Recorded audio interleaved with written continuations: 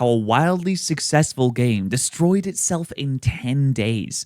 Love and Deepspace's unforgivable sin. Oh my goodness, what a title that is. Holy unforgivable sin. That gets me locked in immediately. Let's see what it's all about.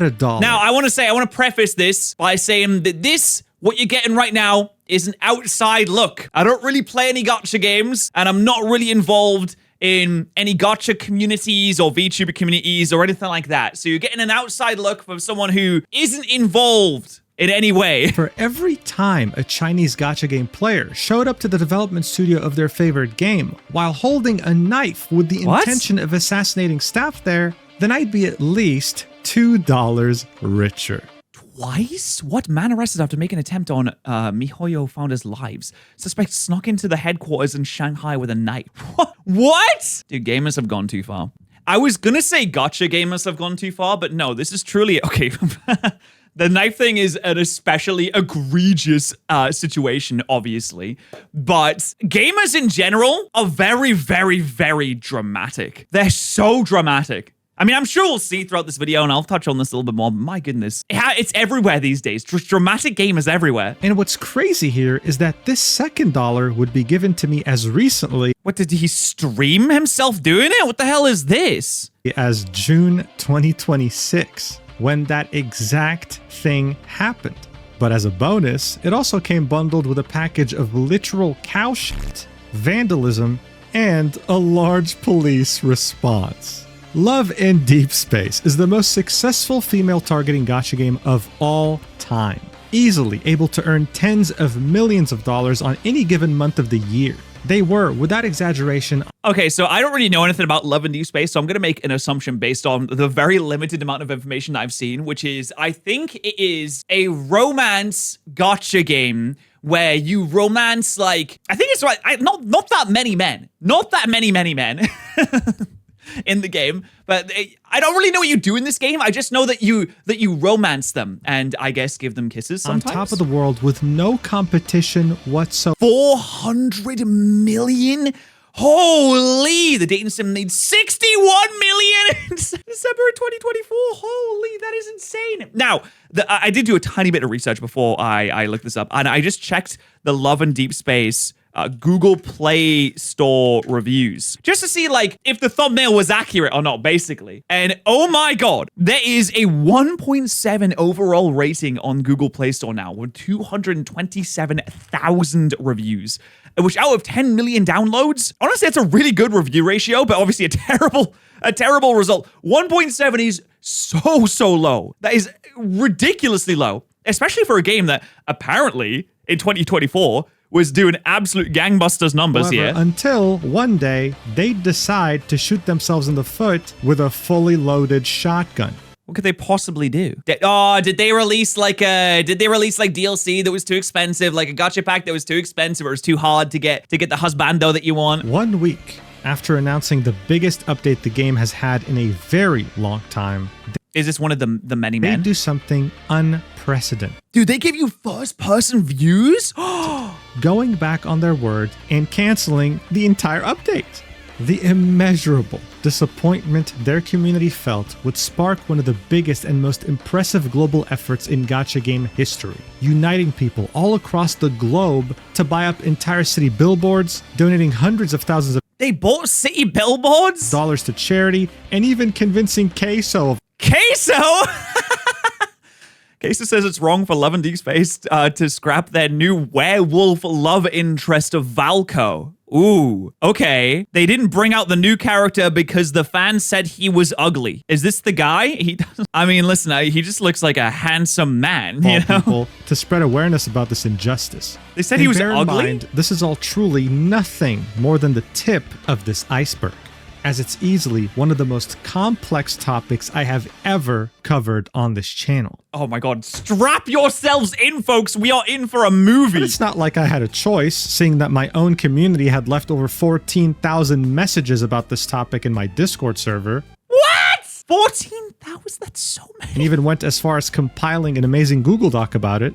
And so, why did this money printing machine decide to destroy itself? And how did this become Justice for Valco? Dude, this is fans that have bought a billboard? There's no way. I hope this isn't AI generated. Come on, guys. It's gonna do better than a that. worldwide phenomenon? It's probably not. Well, without further ado, let's do this. Dude, I am already invested. That was a crazy intro. How could a game go from making 400 million in a year to getting 1.7 reviews? I mean, to be fair, I've said it before. I'll say it so many times throughout this. Gamers are so dramatic. If like a one bad update and it's over for you. All right, so most people agree that the first gacha game came out in 2010 and was developed by Konami. It was called Dragon Collection. I mean, they literally have like a gacha section. They literally say gacha on it. The best way to describe it was kind of like a knockoff Pokemon, where you went from dungeon to dungeon and collected as many monsters as possible. And in between certain levels, you'd receive a luck-based treasure chest that has the ability of giving you some really rare items that can boost your stats like crazy. And if you wanted to open more of these treasure chests now without having to go through other levels, then you could pay money to buy them. Oh, I bet that was controversial back in the day. People would hate that. Do you guys remember when Horse Armor was released for Oblivion? It was the first cosmetic DLC that was ever released, and the backlash was absolutely insane. If that was released now, no one would bat an eye. But since it was released in like 2008, probably 2008 actually, people were so mad. The simple mechanic that wasn't really popular at the time would change Konami forever. By 2012, their console game sales were slipping, but their social games on social platforms like Gree, meant to be played on mobile like Dragon Collection, were defying every single expectation. By 2012, Konami's net income was up 80% thanks to this game and other games on social platforms. Oh no. Oh, and that's when they realized. They said, wait a minute, this mobile game with little itty-bitty transactions, this is making a lot of shmonty. And this made other developers, of course, take notice. Why is Konami making so much money? How can we incorporate this into our games? And so, gacha would start to take over Japan. But it would remain in Japan for a while because, well, the entire concept was from there. The word gacha comes from the word gachapon, which is essentially a vending machine that you can find in many different places in Japan. Oh yeah, these things are literally all over the place. Like, you'll walk down the street, you'll see some of these. You'll go into like a clothes shop, you'll see these. You'll just walk down a hallway and there will be some of these there. I went to Japan in April, and the sheer number of these little, I guess it is gambling. The little gambling machines is fantastic. It's just everywhere. With each one having a different themed set of toys, figurines, keychains, etc. And I won't lie, I put my hands up. Yeah, I bought some of them. I put my hands up. I think there was one that had a little hamburger keychain thing on it. I was like, that looks cute. I got one of those. There's little dinosaurs. Dinosaurs are sick. I'm not going to say no to dinosaurs. And after placing money in it, essentially buying a pull, you'd be receiving something randomly from that set. Now, of course, some items in that set will have a very low drop rate, making them rare and very sought after. And the whole point is to keep buying pulls until you get what you want. And that's kind of how gacha games work. Now, as I said, gacha games would remain niche and would be mostly focused on Japan for the longest time. But this, of course, would all change in 2020 when Genshin Impact would come out. And that's actually a really long period of time. Consider that is a longer period of time that it was basically Japan exclusive than Genshin Impact to now. Like, it's been 6 years since Genshin Impact came out in 2020, if that's when it came out, if he's right on that. And it was 2012 when the Dragon Collection game came out. So, like, realistically, in the West, it's a pretty novel new invention to have constant gambling in your video games. Bring gacha into the mainstream.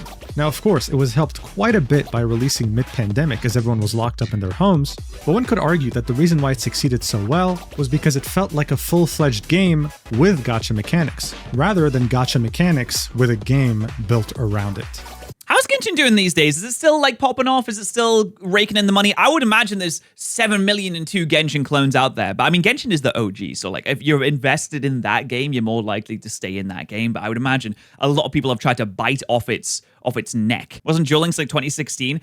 That's true. I mean, I don't think it was 2016, but it was before COVID. And I will say, I was playing a lot of Yu-Gi-Oh! Duel Links back then as well. So it's not like that gacha was necessarily important to the West in 2020. That's probably when it was massively popularized. Popularized? Yeah, popularized. Because I will say, I spent a lot of money on Yu-Gi-Oh! Duel Links. I'll put my hands up. I think I spent like 350 quid on Yu-Gi-Oh! Duel Links, and I kind of put it down, and I was like, you know what?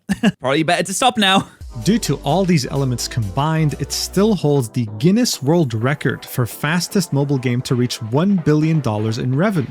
What? That is insane. Oh my God. How many copies would a regular, say, $60, even though they're more expensive than that, how many copies would a regular $60 game need to sell in order to reach 1 billion, right? So you need to sell 100, oh wait, is that 16? So you need to sell 16.7 million copies at $60 to make $1 billion in revenue. Do you know how many games have sold 16 million copies? Not that many. This is a list of the best selling games of all time. Now, keep in mind that most of these games didn't sell for $60 per copy because there'll be, obviously, massive discounts. Some of them didn't release for $60. I don't think that Minecraft released for $60 and that sold 400 million. Even if you scroll down just a little bit to number 50, we're already down to 25 million. And it's dropping off really quickly. There's probably less than 200 games ever that have sold 16 million copies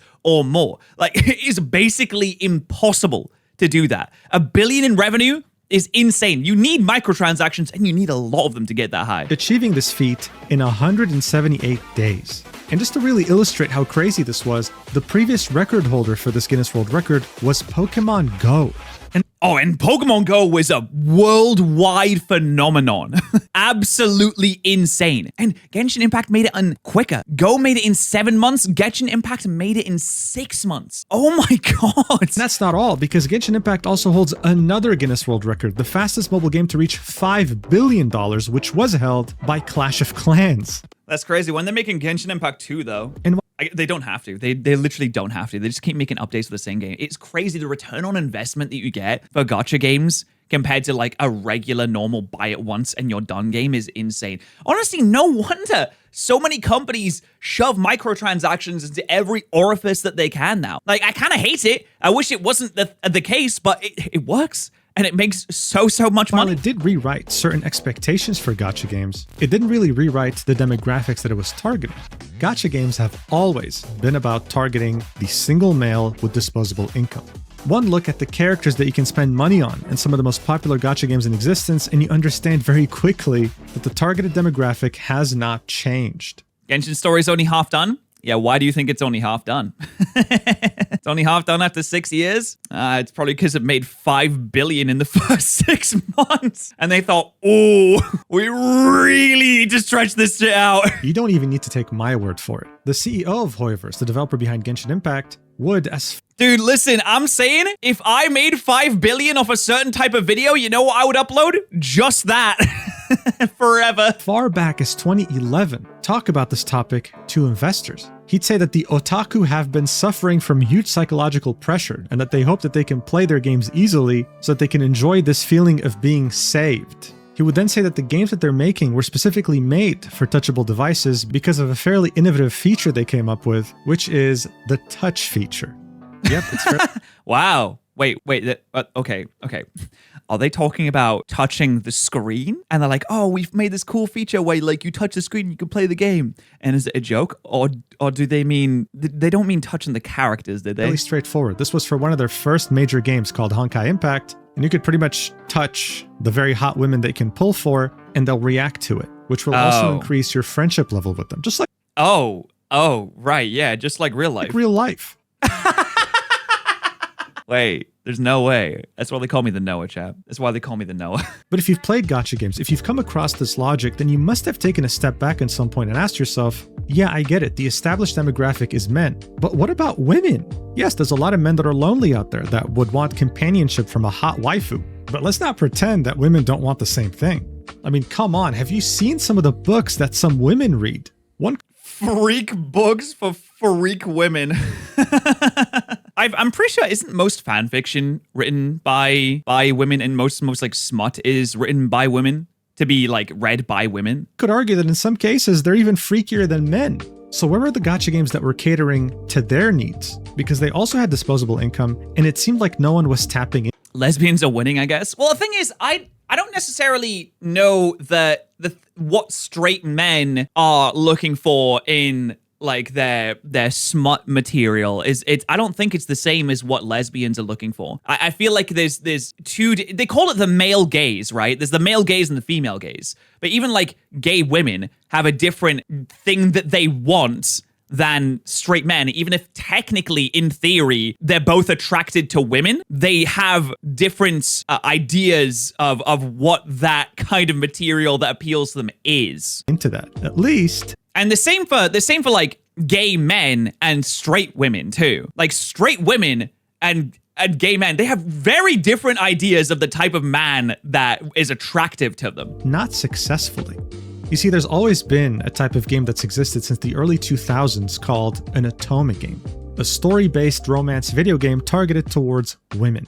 Yes, these games would be monetized. They had varying degrees of success, but they were also extremely niche, never able to truly reach a mainstream audience. Wait, how do you know that? Just look at the games that are like targeted to women. And look at the things that gay men will usually post about or about like what they like or what they want.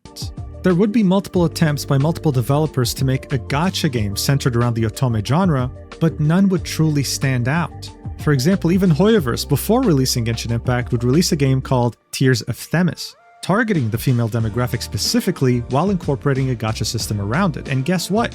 It didn't really work out that well. It had Why are you looking at games targeted towards women and gay men? I'm not specifically looking at those things, but these are just the kind of things that you come across if you spend enough time on the internet and you have like a wide variety of input and a wide variety of opinions from different people and different types of people, then you learn that, yeah, I mean, the thing that appeals to me personally isn't the thing that appeals to everybody like me. Released in And different types of people have different things that they China like. in July. Obviously, I mean, that sounds straightforward, but I guess maybe some people don't know that. Like, maybe every straight man thinks, oh yeah, gay women like the things that I like 100% of the time. And obviously, it's not going to be the case. 2020 and then globally on July 2021. And honestly, the revenue right now is so low that it can barely make a dent in their other titles. Wait, down this month, down 32%, current 1.3 million. Wait, am I crazy or is that not a lot of money? Is it not a lot of money to make 1.3 million at like 7 million years after you've been released? Like, when did it come out? This came out in like, what, 2021? This game is 5 years old and it's making 1.3 million in a month. Is that bad? Damn, am I out of touch? I'm out of touch with the gacha audience. I'll be completely honest, but like, that sounds like a lot. Like, it can't even make 10% of what Genshin Impact or Honkai Star Rail are making right. Oh my god. Dude, Genshin Impact is 6 years old and it is making 33 million in a month? Holy! Good lord! Yeah. I need to make a gacha game! And so the logic was, for many developers, that if even Hoyoverse can't make a successful otome game targeting the female demographic, then who can? Well, that's where the developer Paper Games came in. Now here's the deal. Paper Games has been around for a while. Their first game came out in December 2012 in China. It was called Nikki Up to You Addressing Story, and from day one, they were targeting women. This was a dress-up game that was made for them. By 2015, they would release another game called Love Nikki, and for the first time would expand into Japan, the biggest gacha market. In 2017, they would start taking a step in other directions by releasing the game Mr. Love Queen's Choice, a fairly standard 2D otome game. Now yes, it would be niche and would be fairly successful, but more importantly, Yeah, it has 100 million registered users. Well, I guess you can register for free, right? So that doesn't technically mean that you're going to be successful. it would teach them priceless lessons for their magnum opus, a game that would change everything for them and the industry.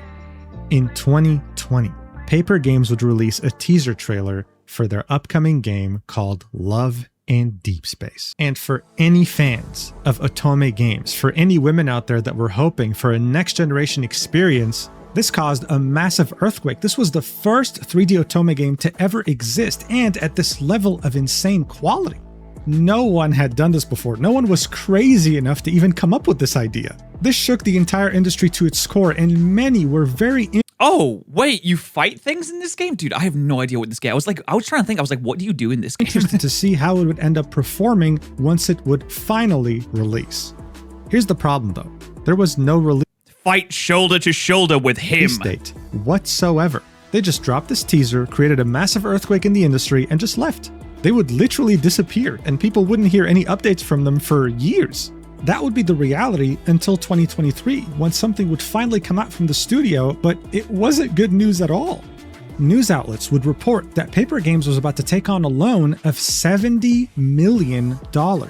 Uh-oh, that's a lot of money. You better hope it pays off, mate. And what was really interesting here is that the person giving them that loan was Hoyoverse, the creators of Genshin Impact. Well, that's like it's literally 1 month of Honkai Star Rail and Genshin Impact. One single month of that. You're like, I just spaff it on some space game, I guess. It turned out that Paper Games had overextended itself and was developing too many titles at once and ran out of money. So they asked Hoyoverse for a loan, and Hoyoverse gave it. But the collateral was really interesting.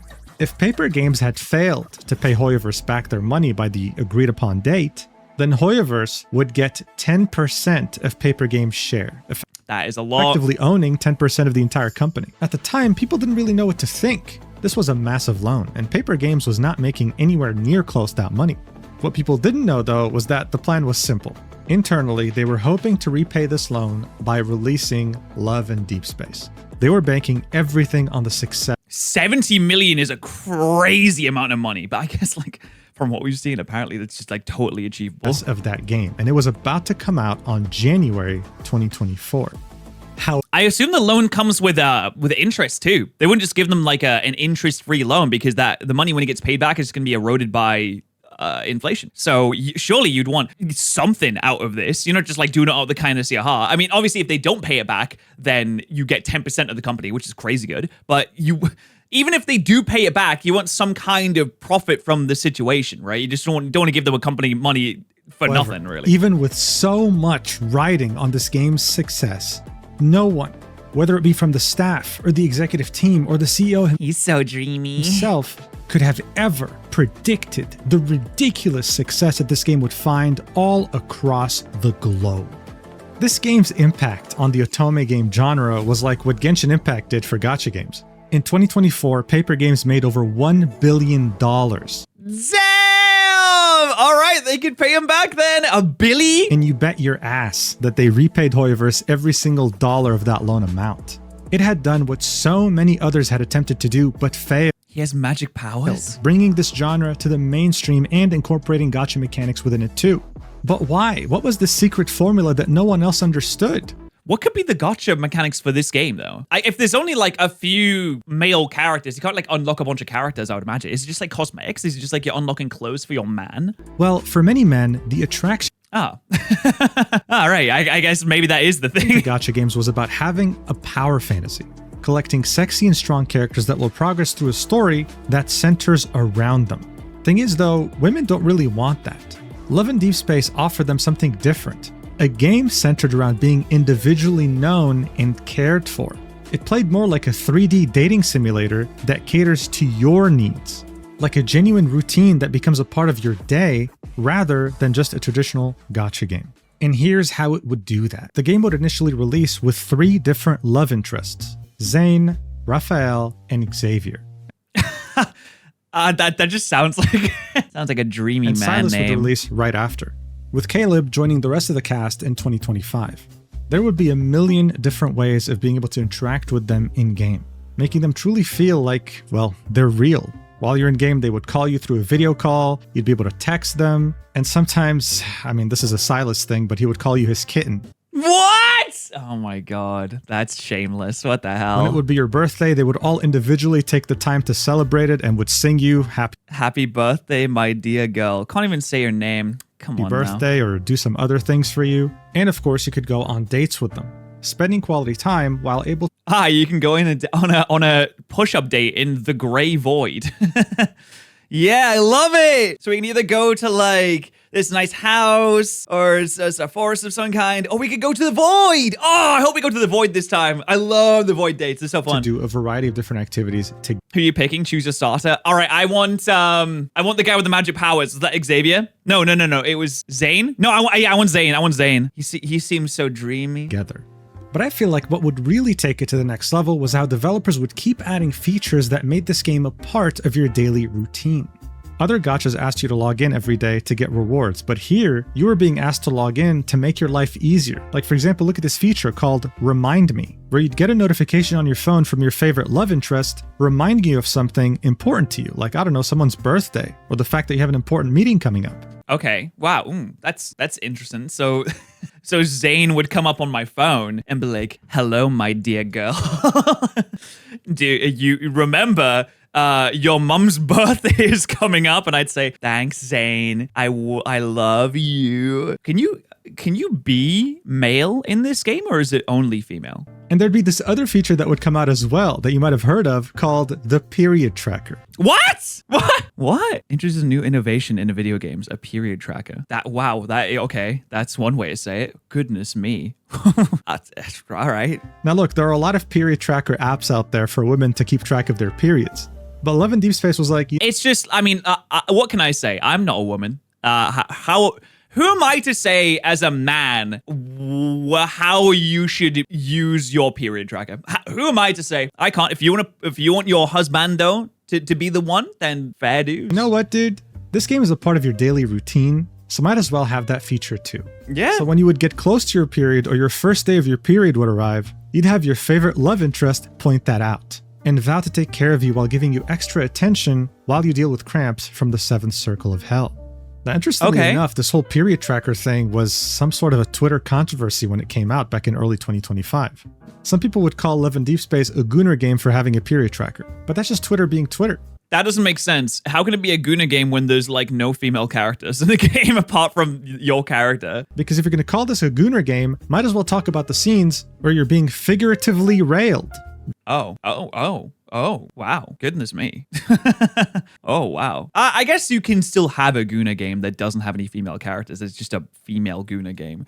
I don't think that a period tracker makes it a Guna game, though. That doesn't really make any sense to me because that doesn't, I mean, no one's getting turned on by that idea, right? I mean, this part, that would make it the Guna game if you have like actual, like scenes, like romance scenes where you're making love to the character, then yeah, absolutely. But the tracker, I don't think so. That's right. Let's talk about monetization. How was this a gacha game? Well, you weren't pulling for the characters. You'd be pulling for something called memories. You'd meet the characters through the main story. So in other words, they'd be available to you for free. But memories are these special 3D cutscenes where you interact with these different love interests and, well, end up doing a lot of raunchy things. Oh my god.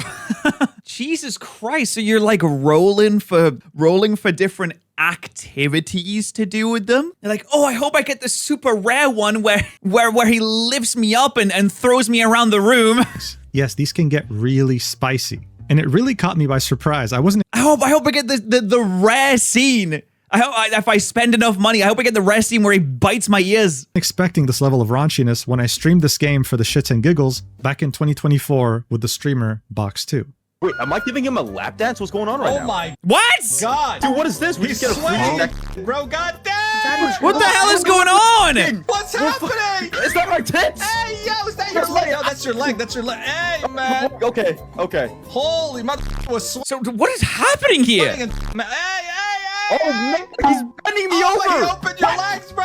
Yeah, it was definitely unexpected on my end. So essentially, this is what people spend their money on, okay? Of course, seeing that this is a free-to-play game, you can earn this currency for free by playing, but many would choose to spend money because other than these raunchy cutscenes, you'd also be unlocked. How realistic are these scenes? Can you get like a TCB? I hope I get the really rare scene where they show me it's normal for it to be over that quickly. Well, I would assume it would be like the reverse in this. Like maybe your romanced man would be like, oh, I'm so sorry.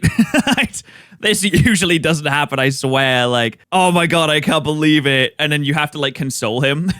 You're like, no, it's fine. It's fine. Like, it doesn't matter. It's kind of like a compliment, actually. Unlocking outfits for these love interests, as well as gear that would make you more powerful for story combat sequences, because this is an action game at the end of the day as well. All these elements combined would make this game one of the most successful gacha games of all time. Other developers in the industry would be so impressed that they would ask team members from Paper Games. It's crazy they had such a successful game with just like 5 characters. Like usually like Genshin in like other gacha games seemingly have so many characters. And this one got by with just like a few. I mean, they must have been like really good characters. To conduct workshops or presentations talking about the logic and strategy behind making this behemoth. Like this presentation that was conducted back in March 2026 in the Game Developers Conference. It will be called Designing Crush-Worthy Characters in Love and Deepspace. This would be fascinating because in this presentation, the lead character designer would describe how the team designed characters that millions of players became emotionally attached to. This emotional attachment would be why this game would make so much money. Yeah, I would imagine so. That makes Women sense. playing this game would sometimes spend money when they already had a good enough amount of currency.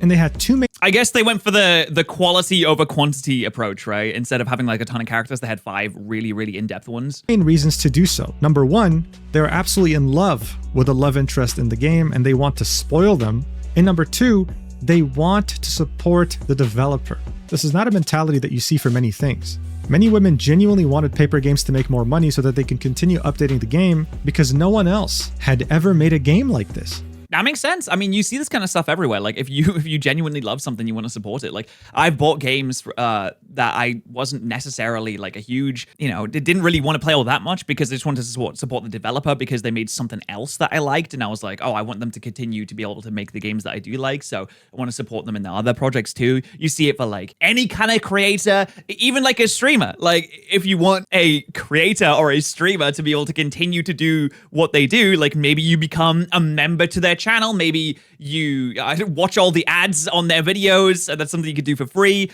Maybe you use their code, example, on Gamer Subs. Maybe you use code Patterrz at Gamer Subs to buy your Gamer Subs. And when you do that, Patterrz will then receive a portion of that, and that supports both you and the creator. So you can use code Patterrz to support me personally, and this is like some ways that people can support their favorite creators. Just And before you knew it, this game was competing head-to-head with the giants of gacha such as Genshin Impact and Honkai Star Rail.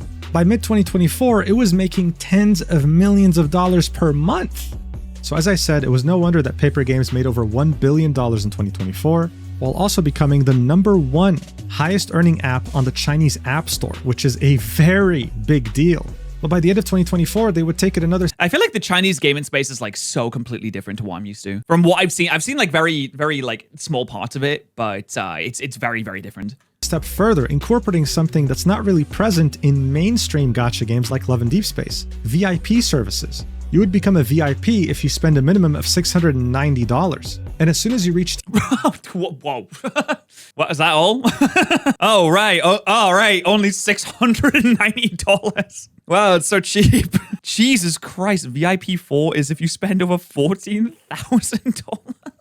What the hell? Tier 2, which starts at $2,100, you would receive gift boxes sent to your address. They'd have special merch and other little goodies. And when you get to the VIP 2 tier, you start getting personalized gift boxes sent to your address, with more exclusive items signed by your love interest in-game once you reach higher tiers, with some being at a minimum of 5 fucking figures. Wait, so the signed by the love interest in game, is that just signed by one of like the interns that they have working at the company and just like, can you just sign this? Can you sign this, please? Look at how many people on the Love and Deepspace subreddit would post when they got VIP, like it's a celebration. And you know what's even crazier? These prices that I just showed you are exclusive to the Chinese server, taking into consideration their local purchasing. Could be the voice actors. Could you imagine how uncomfortable you would be as the voice actor if someone was like trying to romance you, thinking that you are the character from the game? Power. But outside of the Chinese, Japanese, and South Korean servers, it has been reported, like in this thread right here, that the minimum for global players to become VIP is to spend around $6,000. Almost 10 times the Chinese minimum. That is a lot of money. By March 2025, Love and Deepspace would start outgrossing Genshin Impact, Honkai Star Rail, Wuthering Waves, Uma Musume, I mean just about any other gacha. Hey, let's go! TCG Pocket #1! Okay, to be fair, it's probably not #1 anymore. The CEO of Paper Games was hailed as a genius, and he would become a billionaire. He'd be interviewed by so many different publications, and he'd say that the reason for his success was simple, specifying, it's not that women don't like to play games, but there are no good games for women to play. He'd also point out that when it came to paper games, 70% of their workforce is female. So he wasn't necessarily the genius here, it was the That's honestly the best way to make a game that appeals to women. as like stupid as that sounds, it's pretty simple. If you have women making the game, they know what they want, right? team behind this game. For one of the first times ever, you had a high-budget game for women made by women in the otome genre. And that's what so many other game companies were missing. That's why games like Tears of Themis just couldn't really hit the mark. And this is how Love and Deepspace became a worldwide phenomenon, with billboards even popping up in Times Square. I mean, it would become such a phenomenon that you'd have media publications like Reuters making mini documentaries about how this game took over women's love lives. Listen to how they would describe it. Chinese civil servant Zhou is in a 6-month relationship with her first boyfriend. He's a wavy-haired, handsome painter. He's also fictional. Qi Yu is one of 5 romantic interests to choose from. Not fictional, he's just digital, he's real, and he loves me. In Love and Deepspace, the world's biggest mobile dating game with some 80 million users, according to research firm Sensor Tower. 80 million users. That is an insane amount of users.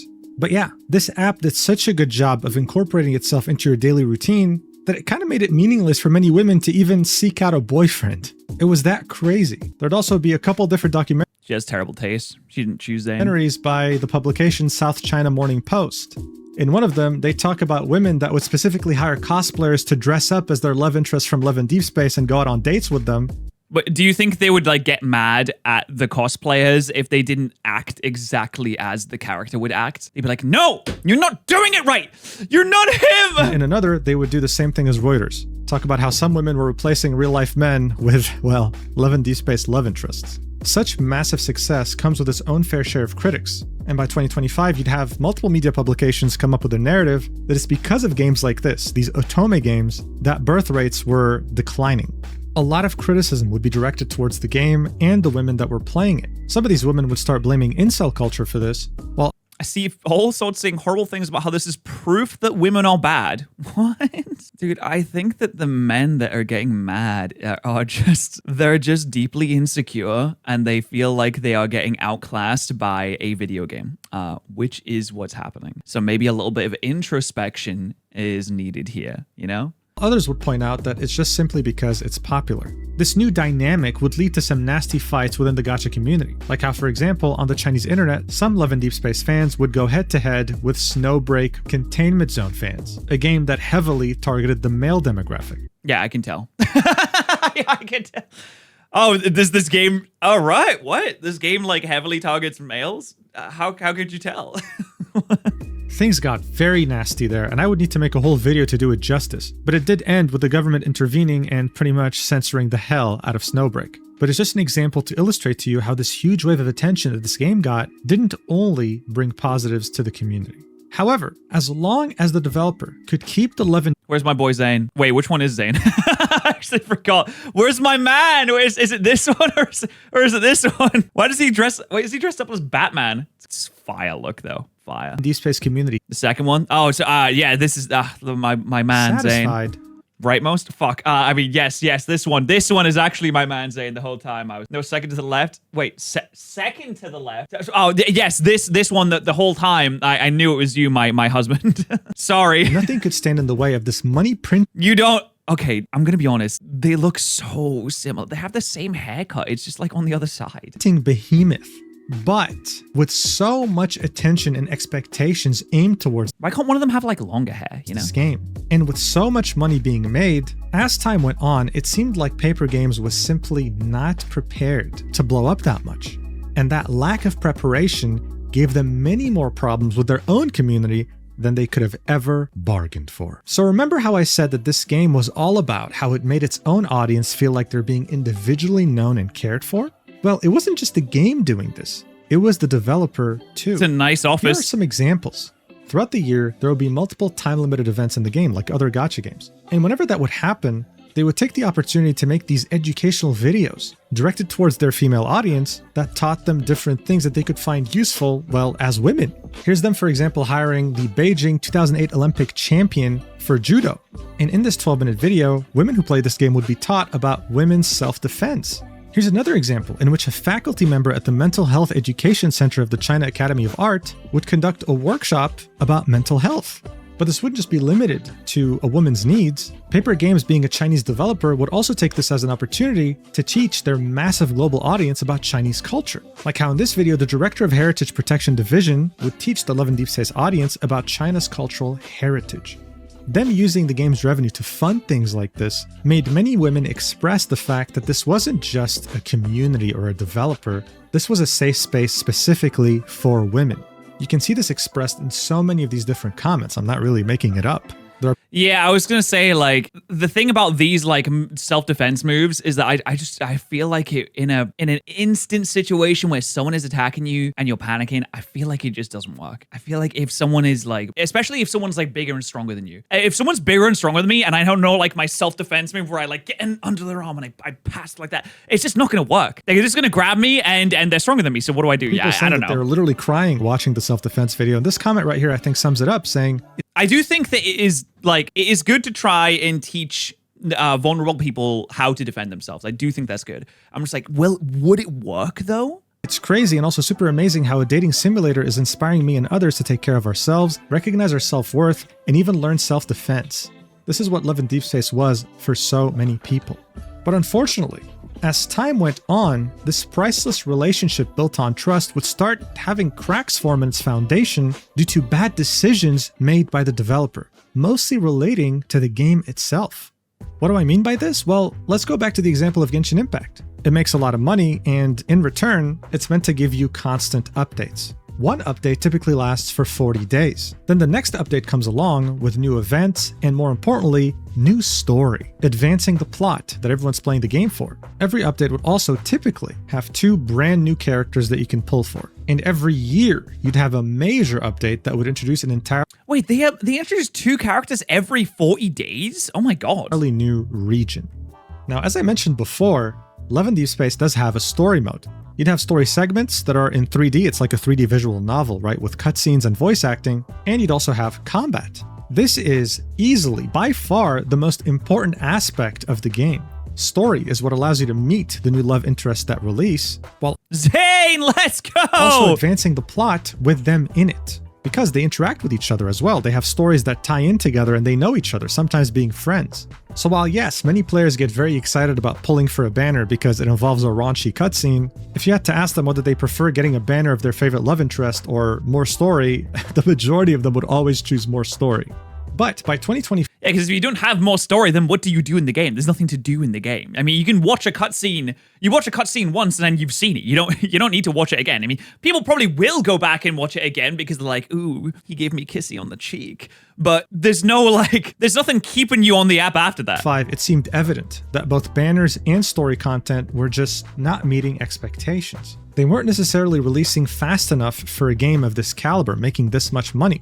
And multiple complaints will start arising within the community that the scheduling is too inconsistent and the communication is just non-existent. Genshin Impact had a new update every 40 days. That was well established. Other gachas functioned very similarly. It was simply the industry standard. But with Love and Deepspace, it seemed like they just released things on a whim, like as if they were winging it.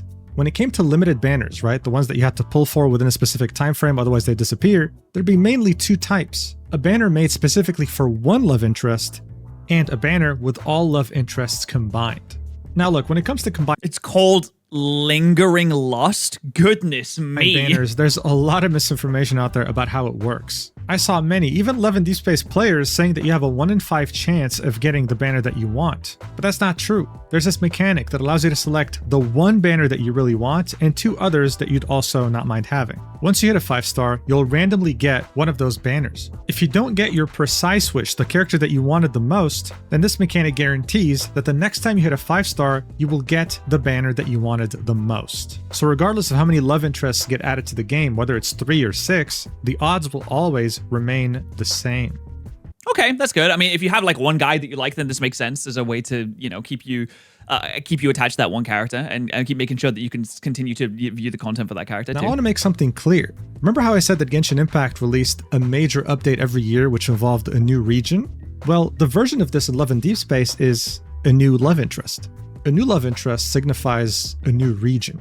It adds more story, more lore, more depth. I mean, it was just the best thing you could hope for. But by the time the 5th character came out, which was Caleb, a certain issue became very hard to ignore for the wider community. And that had to do with the fact that Paper Games now had a workload that they clearly couldn't handle anymore. Yeah, because every update you have to then make new content for every single love interest. So the more you add, it becomes like exponentially harder to keep up with all the stuff Characters here. coming out with their limited resources meant that some characters would be completely neglected in favor of newer ones. And this leads... And that's especially bad when the entire point of the game is that you really have to get invested in one specific character. Usually one specific character. I mean, you could do all of them if you're like, if you want to be a little bit of a jumper, you could jump between all of them if you wanted to. But like, usually I would imagine people get really invested in one specific character. No, Zane! He's the most neglected character. No! Oh, I'm heartbroken. Zane. this to my wonderful creation that I call the neglect ranking. I made this to really illustrate to you just how disorganized the release schedule of this game was, as if they were truly winging it. Now, as I said, the most important aspect of this game is story content, but for the sake of this argument, let's look at banners first. Yeah, I might have to go and rate the game 1 star as well until they update for Zane. So as you can see, the most neglected love interest in this game is Xavier. His last banner was his birthday. This happens every year for every character, by the way. And it was 9 months ago. Meanwhile, Caleb was 4 weeks ago, and Silas was 7 weeks ago at the time of recording. Now, yes, you can make the argument that Silas and Caleb released after the initial 3, but is it really fair to neglect 3 of your 5 characters in favor of the 2 newer ones? What if you played this game just for Xavier or Raphael? This was very inconsistent. Or Zane? Maybe some people play it for Zane. And showed that there was no real release schedule that made it fair for everyone. But if you thought this was bad, then wait till you see the main story neglect ranking. Here, the most neglected is Caleb, the most... Oh, let's go. We're in the middle. Woo! Yippee! 1 year and 2 months. What? What? What do you mean 1 year and 2 months? What do you do in this game? There's no content in this game at all. I haven't been updating in a year and 2 months. What's the point even playing? Recent character. The last time he was in the story was in January 2025, 18 months ago. His What the hell is the point in the story if I can't kiss my husband? debut arc when he first released. When it came to Silas and Zane, 14 months ago. And when it came to the most favored characters, really, in quotations, most favored, Xavier and Raphael were in the main story 6 months ago. Wait, isn't Caleb the newest character here? How has he not been in the main story all? This meant that the last story content for this game was on January 2nd, 2026. We're now halfway through 2026, and there was no new main story content, period. That's without mentioning the characters that haven't been featured in the story for way longer than 6 months. So in comparison to other gacha games of the same tier as Love and Deepspace that make as much money, this was ridiculous. What the hell are people even buying at this point? If there's no content in the game at all, what are people even buying? Inconsistent with their release schedule, and were not communicative enough about things to look forward to, about dates. And let's also not forget the fact that they refused to make a PC client for this game, even though their other games had it. But this was the game that was making them the most money. What? That is mind-boggling. Why would you not want more people to play your game? I'm so confused. What are they doing? What could they possibly be doing? As I mentioned, this would be a recurring topic within the community starting as early as 2025. It would cause multiple dramas with different points of views giving their opinions on why it takes so long to develop the main story and release content. But overall, the biggest loss for this game were longtime players that had spent a lot of money on it, losing hope that anything was going to change. Feeling like the money and time they were spending in this game just didn't matter, like this money was being funneled to other projects and Paper Games was simply not interested in making it any better. This would start forming a narrative that they were too greedy, prioritizing memories and banners and ignoring the story. It seemed like they simply didn't really have what it took to be this big of a developer with so much success. They just weren't ready for it. As evidenced by the fact that things would get significantly worse because they would somehow commit an unforgivable taboo in their own local market of China. What did they do? A mistake so grave that it perfectly encapsulates the expression of shooting yourself in the foot. What could this be? 9/11. What? Why would they do that? It's a tragic event that Oh, right. Yeah, I mean, that was a long time ago. That makes sense. would occur on United States soil on the 11th of September, 2001. God, what a transition! It's best known for the 2 passenger planes that were hijacked full of passengers that collided into the 2 towers of the World Trade Center. Okay, Mujin, I'm going to be honest. We know what 9/11 is. There would, of course, be 2 other planes involved, one that would crash into the Pentagon and one that tried to crash into the White House but failed. Now, this was an event that happened over 25 years ago, and odds are, if I went to the US right now and made a joke centered around 9/11, everyone would find it funny, assuming I have good humor, except... I don't know. I don't know if you can make that joke in New York. I feel like it's a bit more of a touchy subject in New York. for those who were directly involved in those events, losing a family member, a relative, or a friend. Hell, I could probably make a joke about Pearl Harbor, a tragic event that occurred during World War II. And again, the majority would probably not Yeah, the statute of limitations on that one's pretty up. care. That's just how culture works in the United States when it comes to sensitive events. Nothing holds weight there for too long. Now, on the other hand, when it comes to East and Southeast Asia, actually, you know what? Probably the majority of Asia at this point, but let's just focus on East Asia for now. Tragic events, no matter when they happen throughout history, still hold immense weight even today. That is a bit of a cultural difference, I think. Their dates, their anniversaries, their names, they are ingrained into society, and no one would ever dare joke about them. This cultural clash can be perfectly illustrated during the meeting between President Trump of the United States and Prime Minister Sanae Takaichi of Japan. This is all very interesting. What does this have to do with my husbando Zane? Trump would make a Pearl Harbor joke right to the Prime Minister's face Oh, yeah, they didn't like that. and laugh it off. This is something perfectly acceptable in the United States. This is passable. Takaichi, on the other hand, I mean, you can see the facial expression on her. She was mortified. If she would have made a Pearl Harbor joke, or hell, I don't know, a Hiroshima or Nagasaki joke in Japan, she'd get impeached within less than 24 hours. That's just how the culture works there. And so, this is why it was extremely clumsy and stupid and tone deaf for Paper Games, a Chinese developer, to release a lore chapter on April 2026 about the character Xavier, where they talk about human experimentation and other dark themes, while titling it Test Record A0731. Wait, no, is that the? Oh no, is that the unit from World War II? Was it the Japanese one? Yeah, Oh no, dude, this was bad. This stuff was really, really bad. Why would they do that? Okay, that's actually insane. Well, I mean, okay. I actually think that I feel like this would probably fly in like a Western game. I don't think people would really care all that much. People would be like, oh, it's a reference to like a historical event. If you don't know, by the way, Unit 731 was a Japanese unit that was operating in World War II, and also a little bit before it, where they did like the most horrific experiments on Chinese and I think some other prisoners of war as well, to see like how the body works. Like they would do like really, really horrible stuff to people, just to like see what works, what doesn't work. How far can you push the human body and things like that? It's just like, and it was really bad. It was really, really, really bad.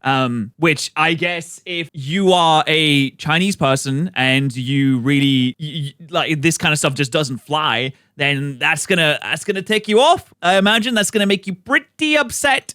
Like, even if I hired someone to sabotage this company from within, they wouldn't come up with such a genius idea.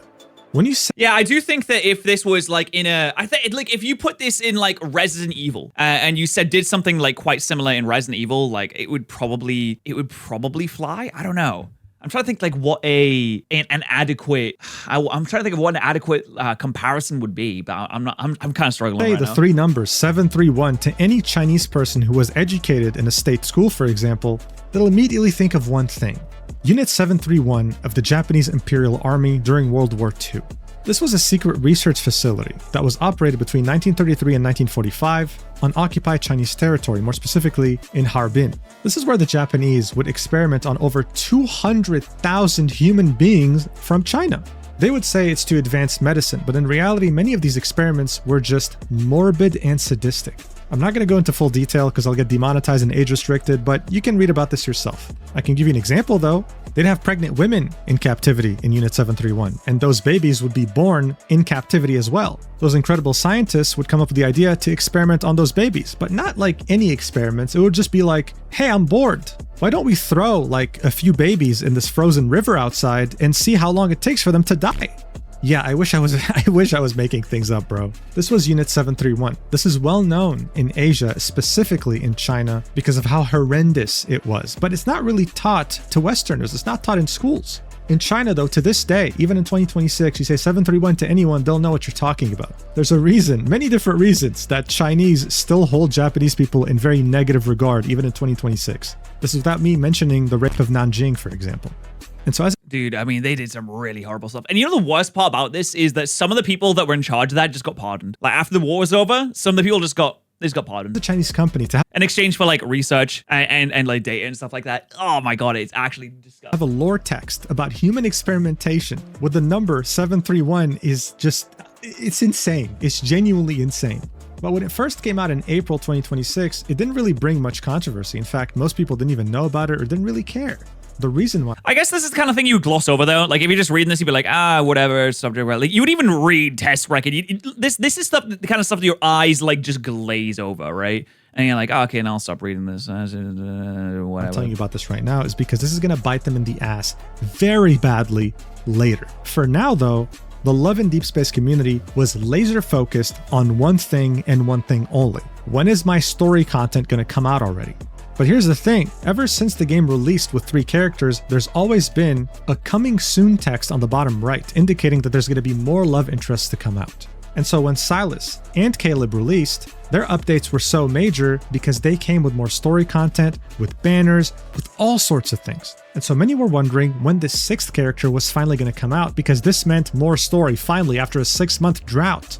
Well, around the end of June 2026, the Love and Deepspace community would finally get an answer to this. And while this was meant to be a period of immense joy and excitement, it ended up turning into the biggest existential threat that this game and studio have ever faced since opening their doors in 2012. What? What happened? What could this be? All right, so it's now What did they do? June 22nd, and all of a sudden, out of nowhere, Love and Deepspace players receive an in-game message telling them that they're about to witness a once-in-a-century supermoon.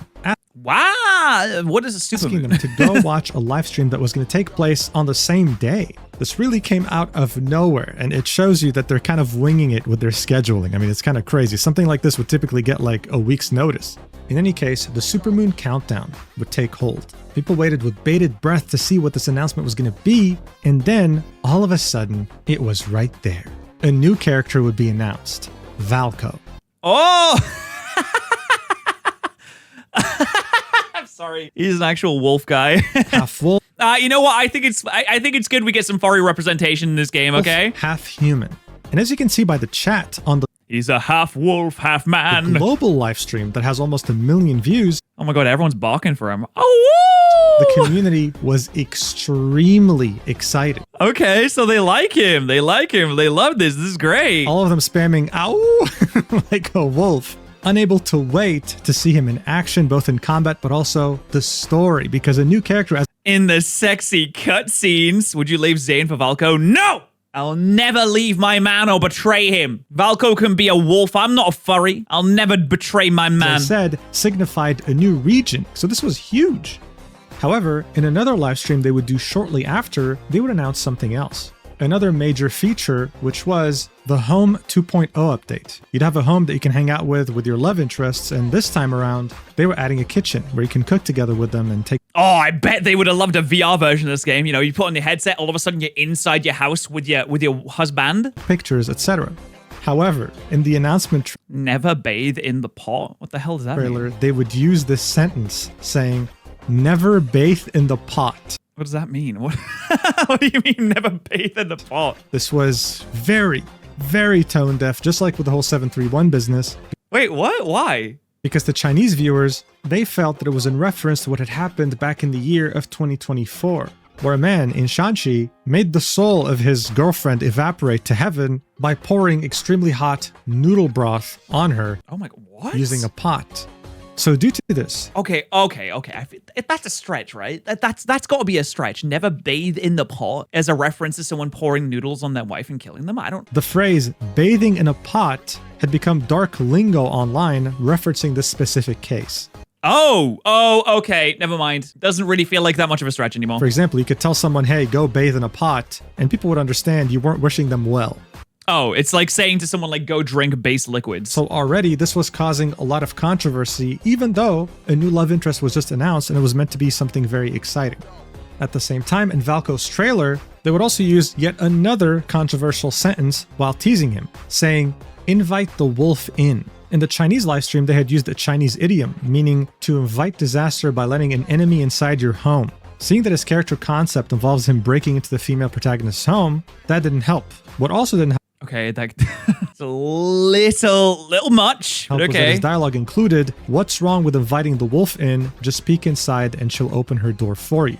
So, combining this with the whole bathe in the pot controversy, some Chinese players felt that Love in Deepspace was packaging illegal home invasion as a romantic fantasy. Yeah, I mean, I don't know. I personally not a fan of that myself. Using language that explicitly frames a woman's private space as available to enter without consent. I will let the whole forest know that you are my food reserve. What? So this, on top of the whole bathe in the pot thing, went against the idea of this being a safe space for women, and it caused a lot of controversy Yeah, I mean, if you're introducing your new character by being like, guys, we have our new character. He will break into your house. as well.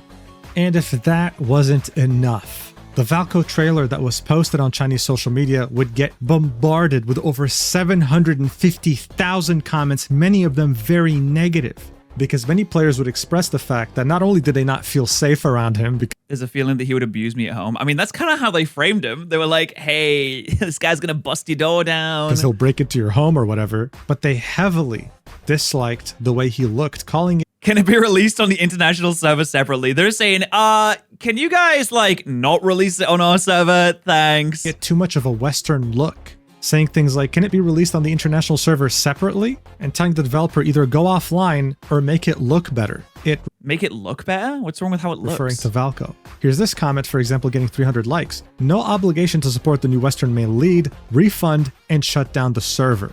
With many also expressing the same thing by saying, just please release it on the global servers and leave the Chinese server alone, I'm begging you. At the same time, Wait, what? Okay, do they not like him because he's ugly? Wait, there's so many there's so many Western white, okay, that's a word, that you've forgotten who your main donor is.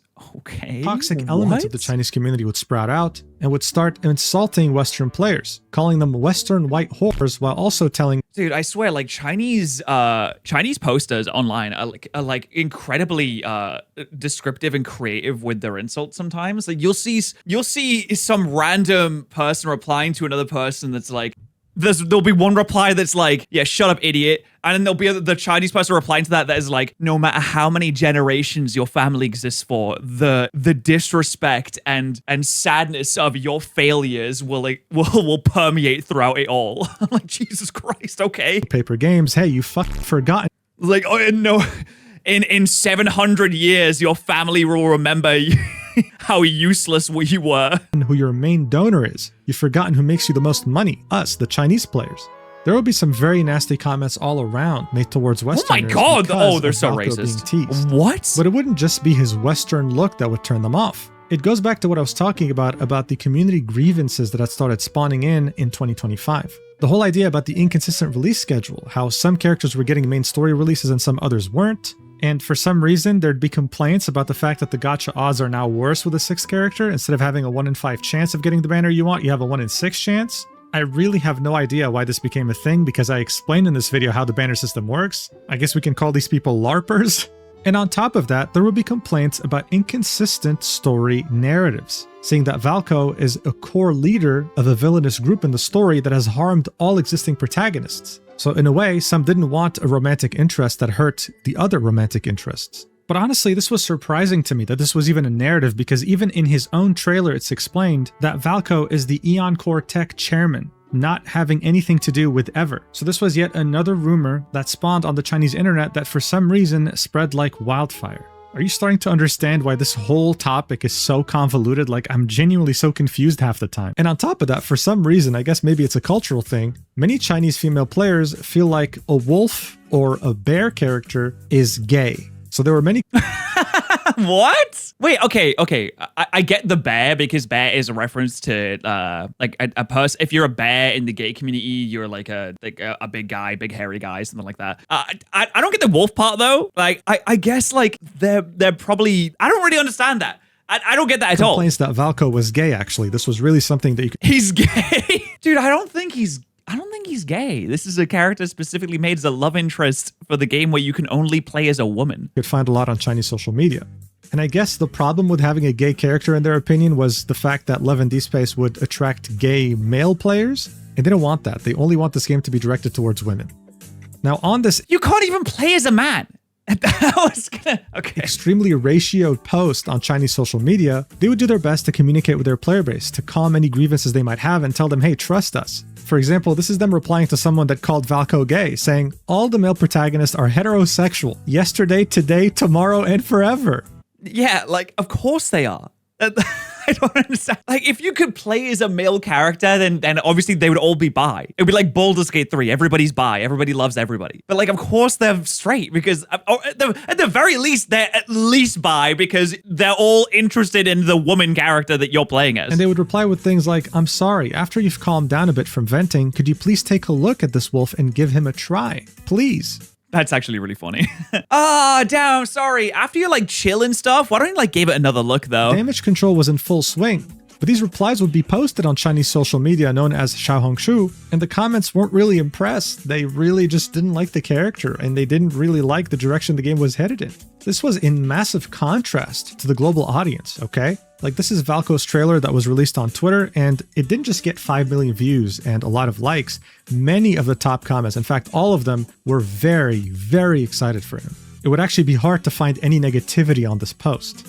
Unfortunately, none of these players are local, okay? They're all outside of China, and the people that had a problem with paper games were in China. It wasn't all of them, but it was a very loud and toxic chunk of the community. So much so that they would take this to ridiculous levels, sending literal cow poop to the studio. What? Okay, this is just being dramatic. The gamers are being dramatic again. What is happening? Why are the gamers being so dramatic? Come on. Many players would go around the building and take pictures of themselves giving a middle finger to the studio. What's the point? Why are you going out of your way to do this? Come on, you've got better things to be getting on with. Jesus. And there were some... I guess this is what happens when you farm like deep emotional investment from people. Like, yeah, you can, and it's pretty effective, but that positive emotional investment can quickly turn into negative emotions, or just like that. That employed an amazing tactic used by South Korean crazy K-pop fans, which is also sending the studio funeral flowers. There'd even be a wolf paw in front of the studio meant to advertise Valko, and it would get vandalized. The police would have to show up and install yellow tape around it so that no one else messes with it again. And to make matters worse, someone livestreamed themselves with a knife in front of the building, trying to make their way in. Here are some images, with a third image being censored. What a lunatic! What the hell? With the weapon. I wish this was a joke. Here's a 9-second clip that was recorded in front of the studio that kind of shows you the chaos that they were dealing with after Valko's announcement, with someone just screaming insults towards the studio. Watch.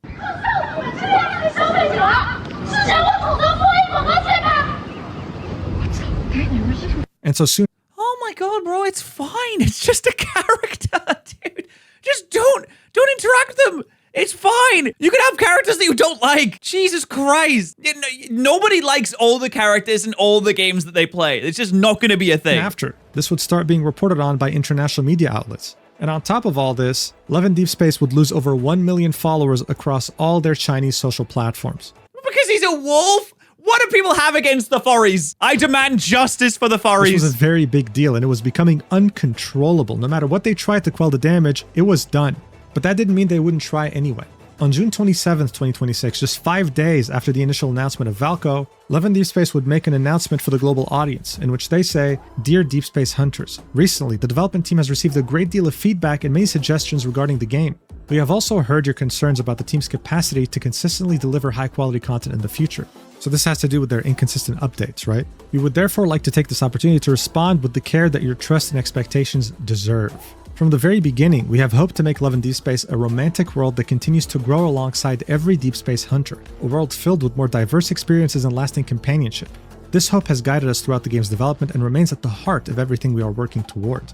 The development of Valko and his related content is part of the long-term content plan for Love and Deep Space. However, we recognize that the way the information about Valko was presented did not give sufficient consideration to your expectations and concerns regarding the game's future content plans. As a result, many hunters have been left with questions and worries since Valko's initial announcement. We sincerely apologize for any frustration and unease this has caused. We have also heard your concerns about whether future content can continue to be delivered consistently without compromising on quality. Yeah, I think that's probably like a valid complaint because there hasn't been main story updates in like over a year and stuff like that. And even though it's making so much money, so like, yeah, it's been overshadowed by the fact that people are absolute freaks and are going to the office with like weapons and yelling insults at them for no reason. But I mean, yeah, you could probably do more content for the game, I guess. Honestly, at that point, the developers are probably like, they're probably in fear of their own safety because there's absolute lunatics Please be out there. assured that the Love and Deep Space development team has continued to grow since the game's launch. The main story chapters you have been waiting for are currently in active development. The stories of Farspace Colonel Caleb and Onikinus leader Silas will continue, and a new series of Solar Slot memories will also be arriving soon. The development team will continue to deliver richer game experiences and high-quality content on a consistent basis. We also understand that these concerns are not simply about the pace of updates, they come from how deeply you care about Love and Deep Space and the love interests who have been by your side throughout this journey. It is because you cherish every moment you have shared with them that you hope this companionship will continue for many years to come. For this reason, we want to make this commitment to you. The stories, companionship, and future of every love interest will always remain an essential part of the long-term plans for Love and Deep Space. Okay, this reads as a lot of nothing. They have basically said, yeah, we're doing more stuff. Thanks for your feedback, though.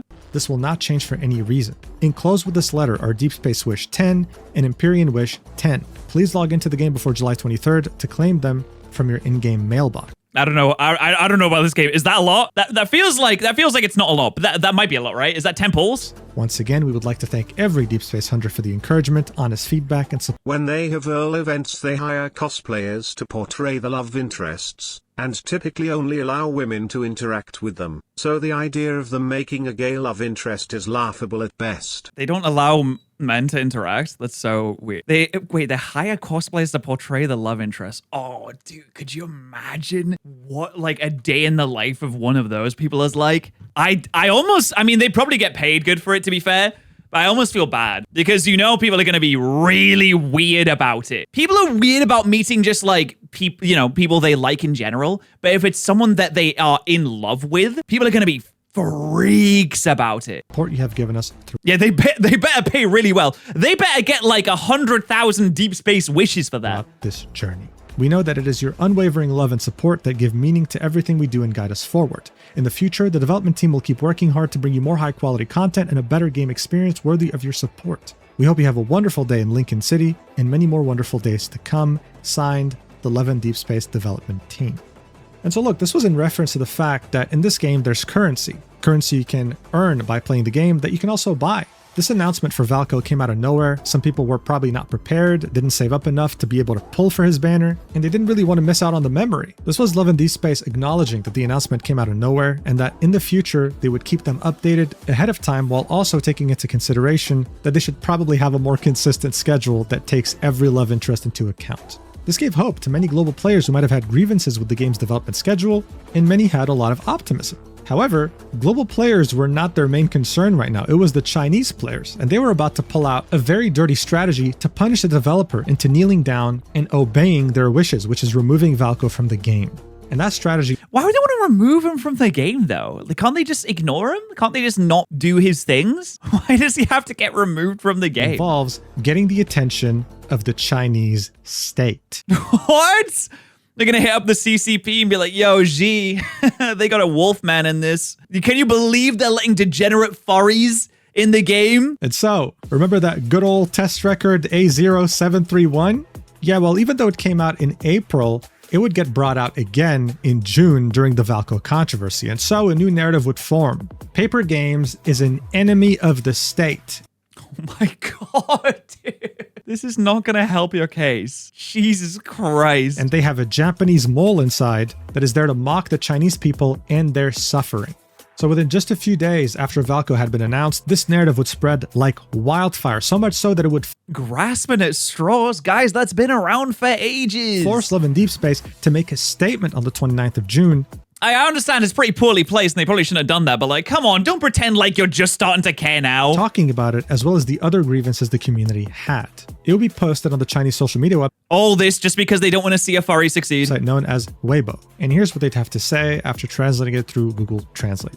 Recently, we have noticed many discussions circulating online regarding the game and promotional content of Love and Deepspace. We sincerely apologize for any misunderstandings and negative experiences caused. Thank you for your continued attention, and we will humbly accept opinions from all parties. To avoid such content affecting the gaming experience of our players, we would like to clarify and explain these issues as follows. Number 1. Date controversy in the world's depths. Harmony with Light and Dust. We received feedback from players that the Harmony with Light and Dust update on April 21st contained a number that could easily lead to misunderstandings. We took this very seriously and immediately conducted an internal investigation. It has been confirmed that the number is a fictitious date, a placeholder without any actual meaning, and has not been packaged in any way. We fully understand the potential misunderstandings that this random number may cause and will complete the online modification as quickly as possible today. This issue exposed the lack of sensitivity among some members of the development team. We will strengthen training to prevent such situations from recurring. It really could have been just like a mistake. You're just like, I'll just throw in a random number, 0731, whatever. Like, I could see it being the case, especially because there's the O there. So I don't know, it might not have been intentional. They might have just not further known. Improve our internal. It would be really weird to do that on purpose. It'd be a very strange little reference, but I guess someone might have done it. I don't know. Review mechanism, paying attention to every detail to ensure the quality of online content. Number 2, controversy arising from some marketing copy. In the promotional material released on June 25th, marking 3 days until the livestream's countdown, the phrase, taking a bath in a pot, was accused of containing a suggestive reference. In reality, this copy was a teaser for the upcoming Home 2.0 update's kitchen gameplay, written in a non-everyday style to match the livestream's Strange Tales of Rules theme.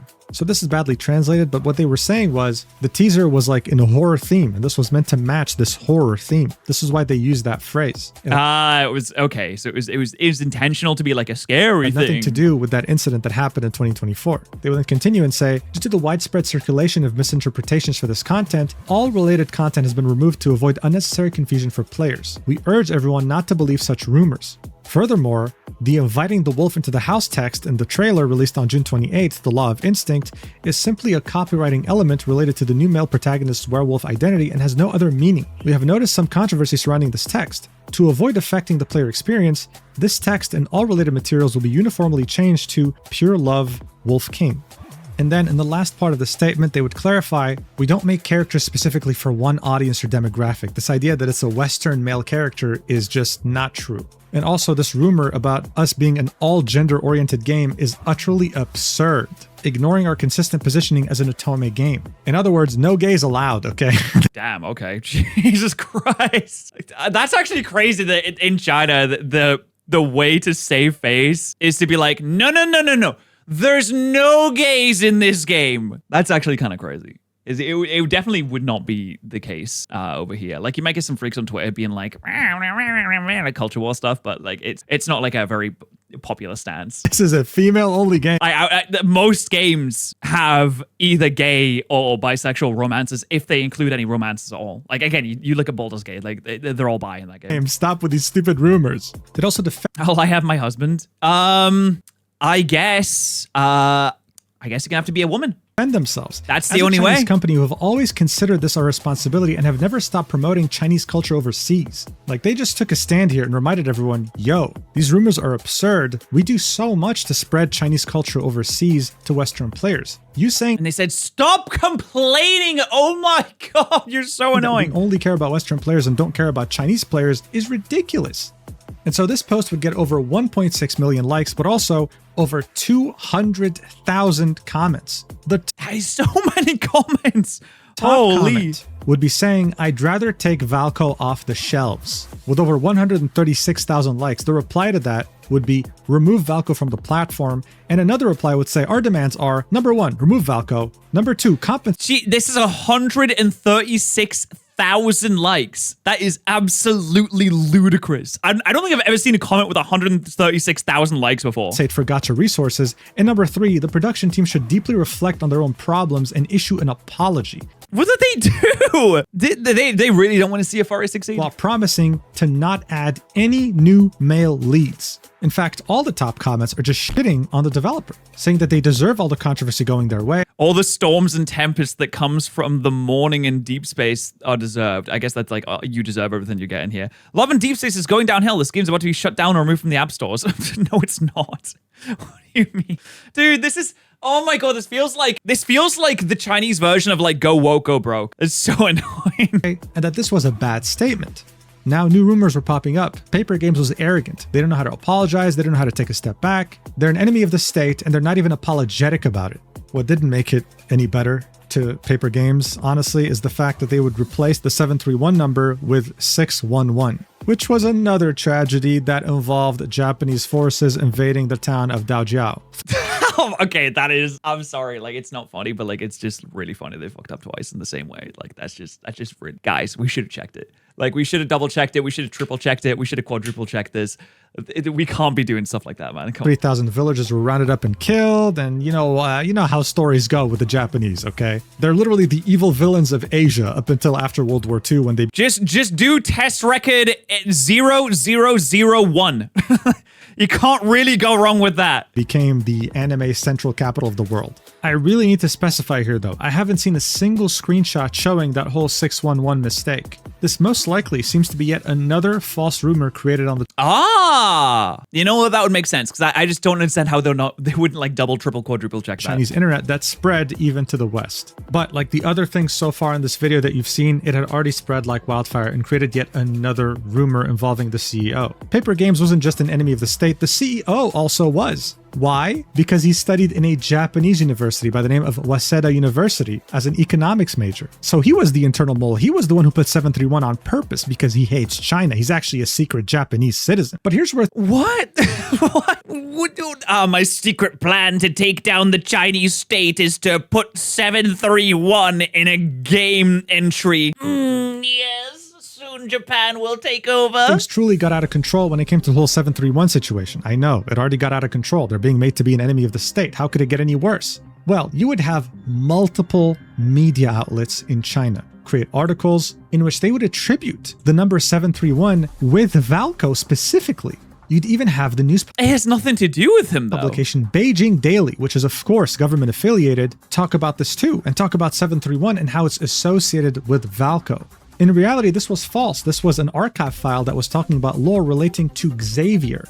But this misinformation had spread so far and wide because it was literally being talked about by news publications that many took it as fact. Oh, so Valco is not only ugly and looks like a Westerner and doesn't care about the Chinese audience, but he also wants China to die. But he's also an insult to Chinese culture and China as a country because 731 is associated with his lore. That's false, and many Westerners also were caught with this misinfo, believing it to be true. This was becoming a very big problem to Paper Games. I mean, these news publications were publishing shorts in which they talked about Paper Games' statement and were associating 731 with Valco. And other than just media publications, you even have associations, like the China Women's Association that is affiliated with the government, also make content expressing outrage at the whole letting the wolf in sentence, or the whole never bathe in the pot sentence, pushing the narrative further that this game is not safe for women, that it's their enemy. They weren't alone in this regard, because there would be another association by the name National Defense Education that would make a blog post echoing those same statements. But believe it or not, things would get even worse. How? Okay. Oh my god, there's still 32 minutes left. What could possibly happen next? The people who wanted Valco gone wanted the attention of the government by any means necessary. And other than creating the narrative of enemy of the state, they would also do something else that's sure to attract eyes from the government at any given moment in time. And that is creating countless complaints to the China Consumers Association, saying that they got scammed by this company. Over 60,000 verified. Do you want this game to... Dude, I don't know what's going on. Like, what's their goal here? They want the game to be shut down? If the game gets shut down, they're like, yippee! We did it! I spent all the money on this game and invested so much time and emotions into these characters, and now it's gone. I win! Complaints were made in the span of just a few days. And honestly, it doesn't even matter if they're real or not, okay? This is a way that many Chinese people boycott or target companies that have screwed them in some way. Because at the 40,000 complaint mark, automatic safeguards get triggered at any given company. This means that automatically the China Consumers Protection Agency contacts that company just to see what's going on. And so, with this unbelievable and and then the company has to explain to the government, no, guys, they're just being like really salty over the fact that we have a furry in the game. I don't know, man. It's kind of weird. Unprecedented pressure that was put on Paper Games. Even with them already addressing this and doubling down, kind of defending themselves, on June 30th, they would post a letter pretty much announcing that they were going to cancel Valco's release. No, you can't let them win. And not release any more love interests in the game for the foreseeable future. None. Just as a reminder, it had been barely a week since the first trailer for Valco, and they were already canceling everything. It's that all this happened in the space of a week. But this is like as if Genshin announced an entirely new region and a week later decided to cancel the entire thing and said, hey, by the way, no more regions. The game's done. This also meant... Yeah, they said, hey, listen, we give up. You win, I'm packing up. Have fun, I guess. That all the story content that was finally going to come to the game after a 6-month content drought was going to be canceled too. Oh, no. Did you get what you want, guys? Did you get what you want? Yeah, no more content now. Nothing left. It genuinely could not have been worse for anyone who likes this game. To announce such a big update and cancel it after barely a week, this had never happened, especially for a game of this scale. This post would be viewed over 26 million times and would have over 40,000 replies. Yeah, can you imagine all like the Western audience that plays the game just like, what the hell? Why? This guy looks cool. What is going on? Many of the top ones were ratioing it. They were in utter disbelief that Paper Games would bend to such toxic and loud people in the Chinese community. This game was created to make you, as a woman playing it, feel seen and acknowledged, and yet, with this announcement, they had essentially told all global players, we don't care about you even existing. That's how it felt. Even though they were put between a rock and a hard place, even though they were cornered by what was going on in China, this still felt horrible. I think, honestly, best case scenario is you do basically what they asked for at the start, which is like you release Valco on the West, on the global servers, and just not on the Chinese servers, and then just keep it separate. It's probably what they have to do at this point. It's the only way to... Because now the Western audience is also like really pissed off because they're like, oh my god, I love furries. I love furries with purple hair. That's my favorite. For just about anyone who ever played this game. You go anywhere, whether it be Twitter, Reddit, any other place this community was present in, and you would see just the disbelief. They genuinely couldn't believe this had just happened. But honestly, if you took a step back, none of this really made sense. This was really overblown for no reason, and anyone with common sense could see that.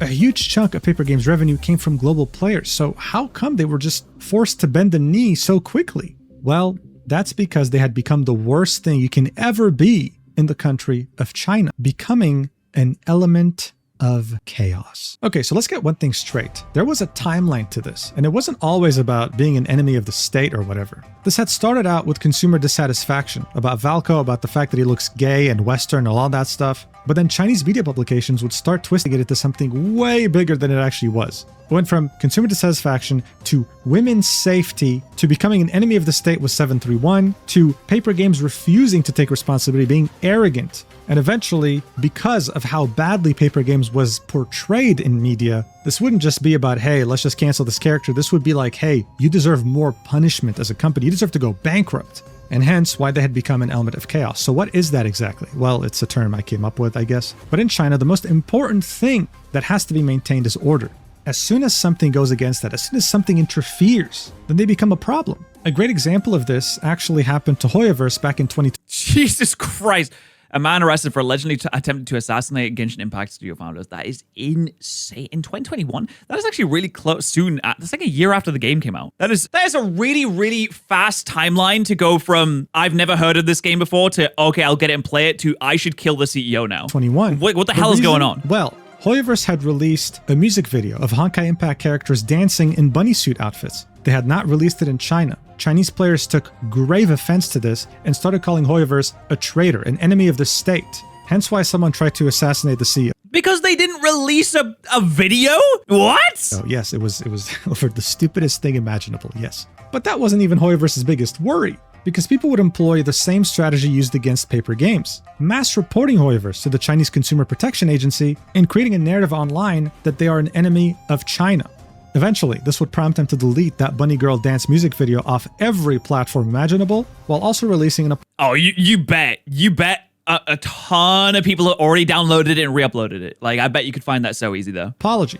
They would give their players some crumbs as a reward, while giving the Chinese players almost 3 times the amount of rewards, apologizing to them for doing this unforgivable thing. I had made a video about this Wait, they got more rewards? Why? almost 2 years ago, so it really shows that even a company like Hoyoverse is not immune to this. This was after Genshin Impact had come out, by the way. The way they were able to get past this without any issues was by apologizing, removing the music video everywhere, and having the CEO join the political party of China.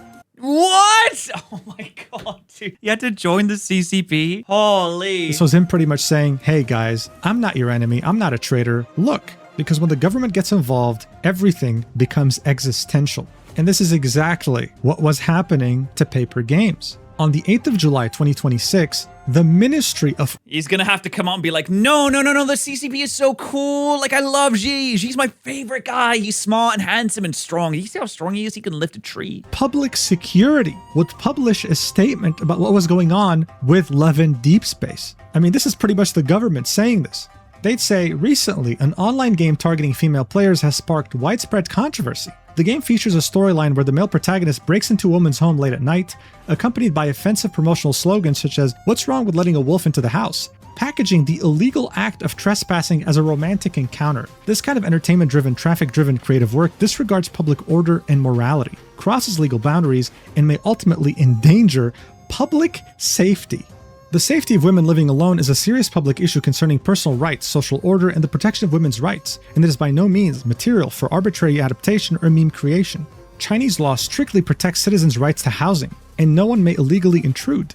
China's criminal law clearly stipulates that those who commit the crime of illegal intrusion into a residence can be sentenced to imprisonment for up to 3 years or detention. If a game packages such behavior as fun interaction, it may be suspected of promoting and glorifying illegal and criminal methods, which is not only a disregard for the authority of the law, but also a blatant transgression against the spirit of the rule of law. Even more dangerous is its intangible erosion of public perception. This creative logic that prioritizes traffic can easily mislead the public, especially causing cognitive biases in minors whose minds are not yet mature, weakening their vigilance against dangerous behaviors, and seriously undermining the effectiveness of public safety education.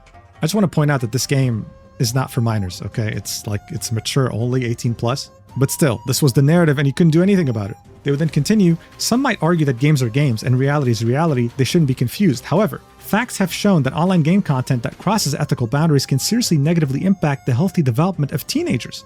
In 2018, 15-year-old Xiao Tang became deeply addicted to a violent video game. Seeking the thrill of killing in the virtual world, he brutally murdered his 23-year-old female neighbor. This tragic... Oh my god, they're still doing the thing that says like, oh yeah, games cause violence. Dude, we played this out like 20 years ago. This is old news. Why are we still doing this? The case should serve as a stark warning to everyone. Yeah, this is literally not a game for minors anyway. If minors are playing the game, that's a fault of the parents. You then have an image of Valco, so Valco was acknowledged by a government agency as being a source of a problem, and then they would continue, the virtual space created by online games is never a lawless zone. Laws and regulations, such as the regulations on the governance of online information content ecology and the regulations on the protection of minors online, clearly prohibit the production and dissemination of content that may incite minors to imitate unsafe behaviors. That's the whole point of age restrictions. They're not supposed to play it. Bad habits or violate social morality, thus setting a clear bottom line for the creation of online game content. As of now, all relevant characters and storylines in the game have been taken offline for rectification, a move that addresses public concerns. However, taking it offline is not the end. Deeper reflection is needed. This incident serves as another warning to the industry. Any content production that deliberately blurs the lines of illegality, glorifies dangerous behavior, or undermines public safety will ultimately be subject to legal sanctions and public resistance. So here they were acknowledging that Valco got removed, that this was the right step, but that deeper reflection was needed, indicating potentially even further censorship now that the game had a target on its back. They would then end this by saying, to address the chaos in online game content, a comprehensive approach is needed across the entire chain of creation, review, and regulation. Game companies must abandon profit-driven motives and improve their multi-tiered content risk control and review systems to eliminate misleading and harmful content at the source. Regulatory authorities should adhere to strict governance, refine review standards, and resolutely hold accountable companies that overstep their bounds and violate regulations. Simultaneously, families, schools, and society must work together to strengthen legal and safety education. Guys, this sounds like a little bit like government overreach here, I'm gonna be honest. Not that the Chinese government would ever overreach. The title of this, by the way, was Glorifying Intrusion is Unacceptable Even in Online Games. This was a disaster. Never ever do crime. I guess, well, in this specific game, it's probably like a really bad thing to happen because it's supposed to be like a romance game in which you fall in love with a guy, and it's not really supposed to be like him really barging into your house and trespassing into your house. But it probably wasn't even like meant to be taken that way. It was probably taken a little bit weird and a little bit off from how they intended it to be taken. Attracting the eyes of a government agency like this and having them write such a staunch article against you was the literal last thing you wanted as a Chinese company. You'd rather have your entire executive board get fired than this. Now look, the global side was already in disbelief, and I'm going to talk about how they did their best to fight against this decision. But seeing that Chinese media was talking about this, I don't think it's reasonable. Imagine like you break into someone's house in Skyrim, and then the Fox News publishes a whole thing about how Skyrim encourages you to break into people's houses and kill them and take their stuff. They're like, local video game developer Bethesda wants you to kill your neighbors and steal their sweet rolls. and seeing that this article from the Ministry of Public Security had been made, many global players would start spreading misinformation. Like this person right here would make a post with over 2 million views in which they would write a fan fiction saying that someone powerful in the Chinese government got angered enough that now all otome in China could be permanently affected. Or how this post with over 1 million views would say that allegedly the dev team is threatening to leave Paper Games if Valko isn't reinstated. These things are not confirmed in any way, shape, or form. But this is what happens when the developer of a game is on a different internet than yours, using an entirely different language. But global players, as well as many Chinese players, weren't simply going to sit idly by watching their favorite game get destroyed right in front of them. And so, a global movement would be born overnight. A movement that is unprecedented in terms of scale that I have never seen before. Barely 24 hours after Paper Games' very unpopular announcement saying that they were going to remove Valko from the game, a new topic would start trending on Twitter with hundreds of thousands of posts within 24 hours and millions of posts within 1 week. The hashtags Valko is loved and we love Valko would go absolutely viral, and global players would demand that he come back.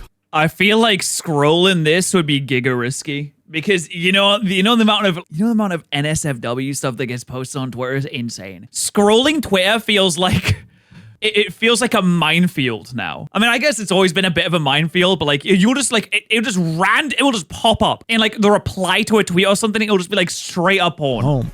As I mentioned earlier, this was overblown, and the audience for Love in Deepspace wasn't stupid. Oh, boo-hoo, he snuck into your home? Well, what about the other love? Wait, what? Oh, wait, Silas kidnapped a main character. Raphael and Caleb stalk main character. Caleb sees her as little sister while... What? Xavier can't cook. Zane is... Okay. Love interests. Silas kidnaps you, Raphael and Caleb stalk you, and one of them is your adopted brother that you grew up with as a kid, and then... What? What is your adopted brother? Later on, when you both grow up, you're there just scissoring like chimpanzees in heat. Oh, but guys, come on. That is pretty bad. Just didn't make any sense. And while yes, 731 was a really, really stupid mistake, it was in the game for 2 months before people somehow now finally noticed and took offense to it.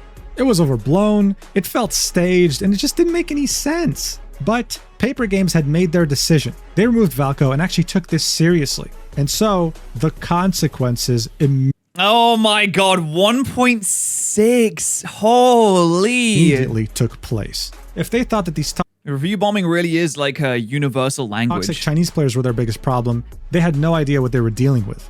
A huge chunk of silent Chinese players that weren't toxic and crazy would be very disappointed in Valko's cancellation. In fact, you can track revenue that the game makes in China. Like, they really can't win here, can they? Like, all the people that wanted this character are like super giga disappointed, and the people that are already mad are not going to be like, yippee, we love you now, yippee, here's all my money. I don't even know what you do at this point. And while there were many people frustrated over Valko looking Western or gay or whatever, their revenue would only start taking a dip I do not get the gay thing. I really don't. after they had canceled Valko, showing us two things. The first being that they might have underestimated how many Chinese players actually liked Valco, and the second being that maybe Western players also underestimated how many Chinese players were going to boycott this game because of the whole 731 situation. Within just a week, they would lose 50% What a of how much. stupid controversy. This is actually dumb as bricks.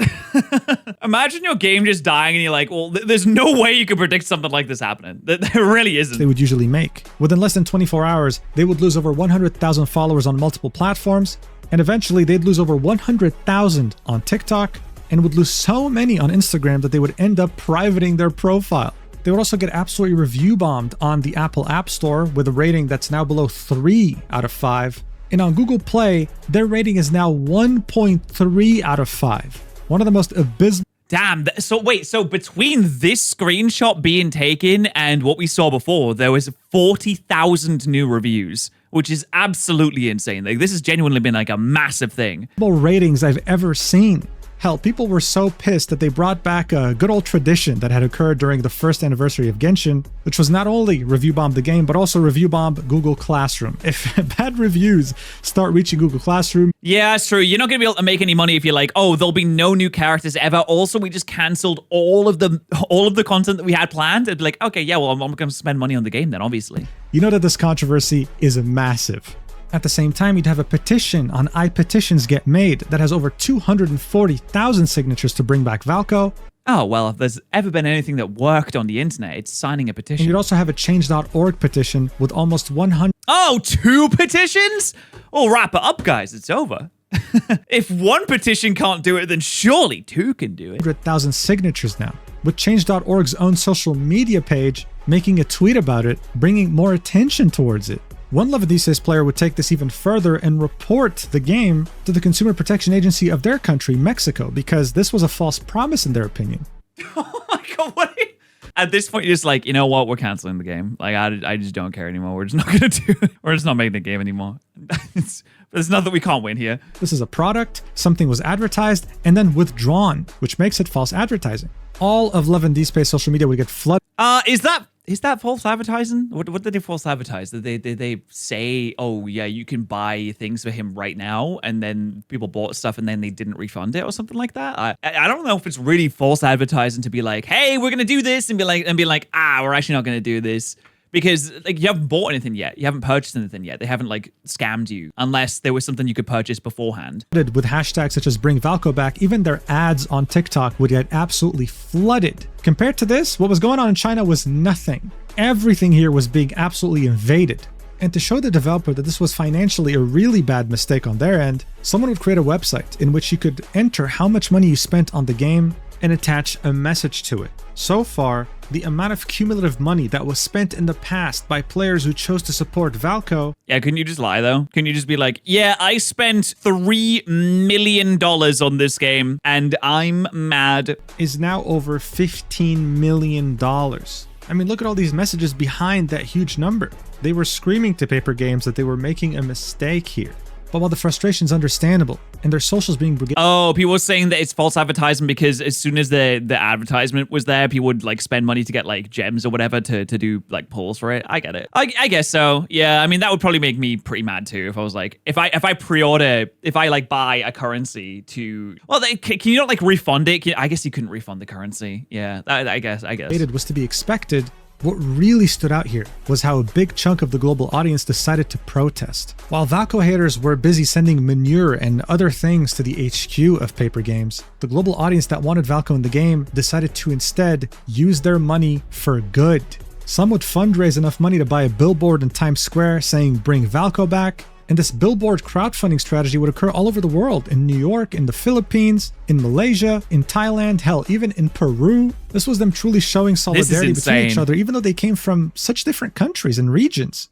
But I mentioned this audience using their money for good, and that's exactly what they did in Valco's name. They would donate to a women's shelter in Canada and say that this donation is from Valco, They would donate over $44,000 for the Guangxi flood relief in Valco's name as well. This was a place that was hit by severe flooding in China, and these Valco enjoyers were pretty much... Dude, gacha gamers are so invested. This is crazy. I don't think there's ever been a single character in any piece of media ever that I've been so invested in that I would like donate money in the name of, you know? I think like when I was like 12 or 13 years old, I had a crush on Liara from Mass Effect. And that's the closest I've ever been to be like emotionally invested in like a single video game character. It just doesn't, I can't wrap my head around this. helping them out. You'd have 11 Deepspace players that normally spent $1,500 every 2 weeks on the game decide to instead use that money to feed over 400 dogs in 3 different shelters. Wait, what? They spend how much? I usually spend around 1.5k USD bi-weekly on lads, so I decided to spend that money on food for dogs. What? What, dude? What do you mean? I'll be starting a mega flag on billboard fund. Mega Flag on Billboard Fund. True. Guys, if you want to help the Mega Flag on Billboard Fund, become a member to this channel. I am scamming you. Dude, bi-weekly is crazy. 1.5k bi-weekly. Jesus Christ. Anyone want to start a gacha game with me? Yo. Decide to instead use that money to feed Hey, it's me, your favorite character, Valco. Awoo. Awoo. Anyone? Awoo? over 400 dogs in 3 different shelters, while again doing so in Valco's name. There are so many examples like this, with donations coming from global players for Chinese causes like wildlife conservation, or uniting to save an endangered species, or raising money over $20,000 for wolf conservation because Valco is a half wolf guy, and also donating over 100 chocolate milk bars to 100 kids in Indonesia, all while using Valco's name and appearance, making him out to be a symbol of hope rather than a symbol that threatened women's safety like in China. All of this was done in the hope that on July 9th, when 6.0 had come out, Paper Games would change their minds. They would still I just don't see it. I just don't see it happening. I just don't think they can benefit from going back on their word and then putting them back in anyway. I don't think it's going to happen. decide to release Valco even though they canceled him.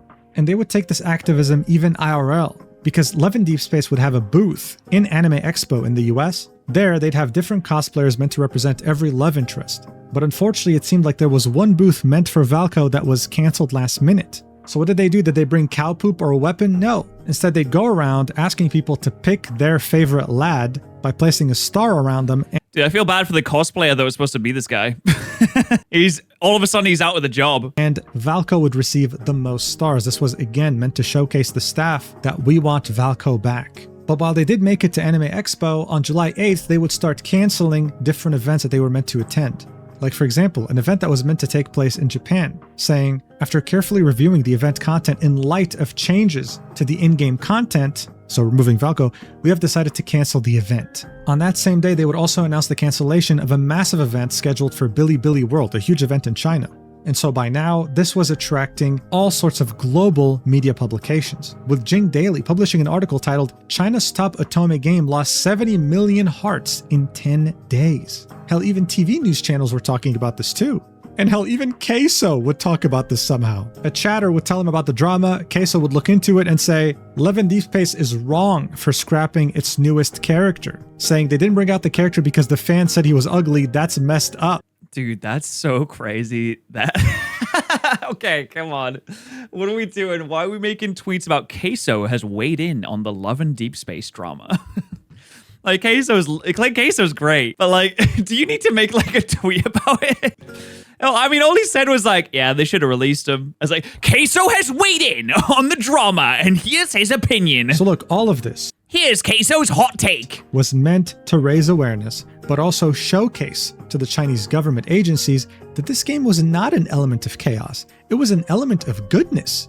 These donations in Valko's name were meant to spread positivity and goodness across the world. And to be honest, they did. I need your opinion on all drama from now on. My opinion on this is gamers need to stop being so dramatic. Oh my god, just get over yourselves. Jesus Christ, it's not real. Just don't interact with the character. It's fine. There can be things you don't like and things that you like. That's okay. Objectively speaking, that's exactly what they did. Instead of fighting fire with fire, the global audience decided to fight fire with good, with water. It was also done to show paper games just because water is super effective against fire. Don't know if you guys know this. I play Pokemon sometimes. how much of a mistake they were making by listening to the toxic side of their fan base instead of the good side. The one that was willing to donate hundreds of thousands of dollars to charities in Valko's name was the one who was really being hurt with this. The hope was that on July 9th, Valko would still somehow show up when they would open the app after updating. But unfortunately for them, that day would end up being the darkest in this community's history. What? On It's July getting worse? 9th, 2026, the 6.0 update would come out for 11 Deepspace. Many players downloaded it hoping to open the app and find Valko waiting for them there. Nah, dude, he's not going to be there. I mean, they would have announced it if he was going to be there. Instead, they found nothing. No Valko, no new main story, just the new kitchen feature, and that was just about it.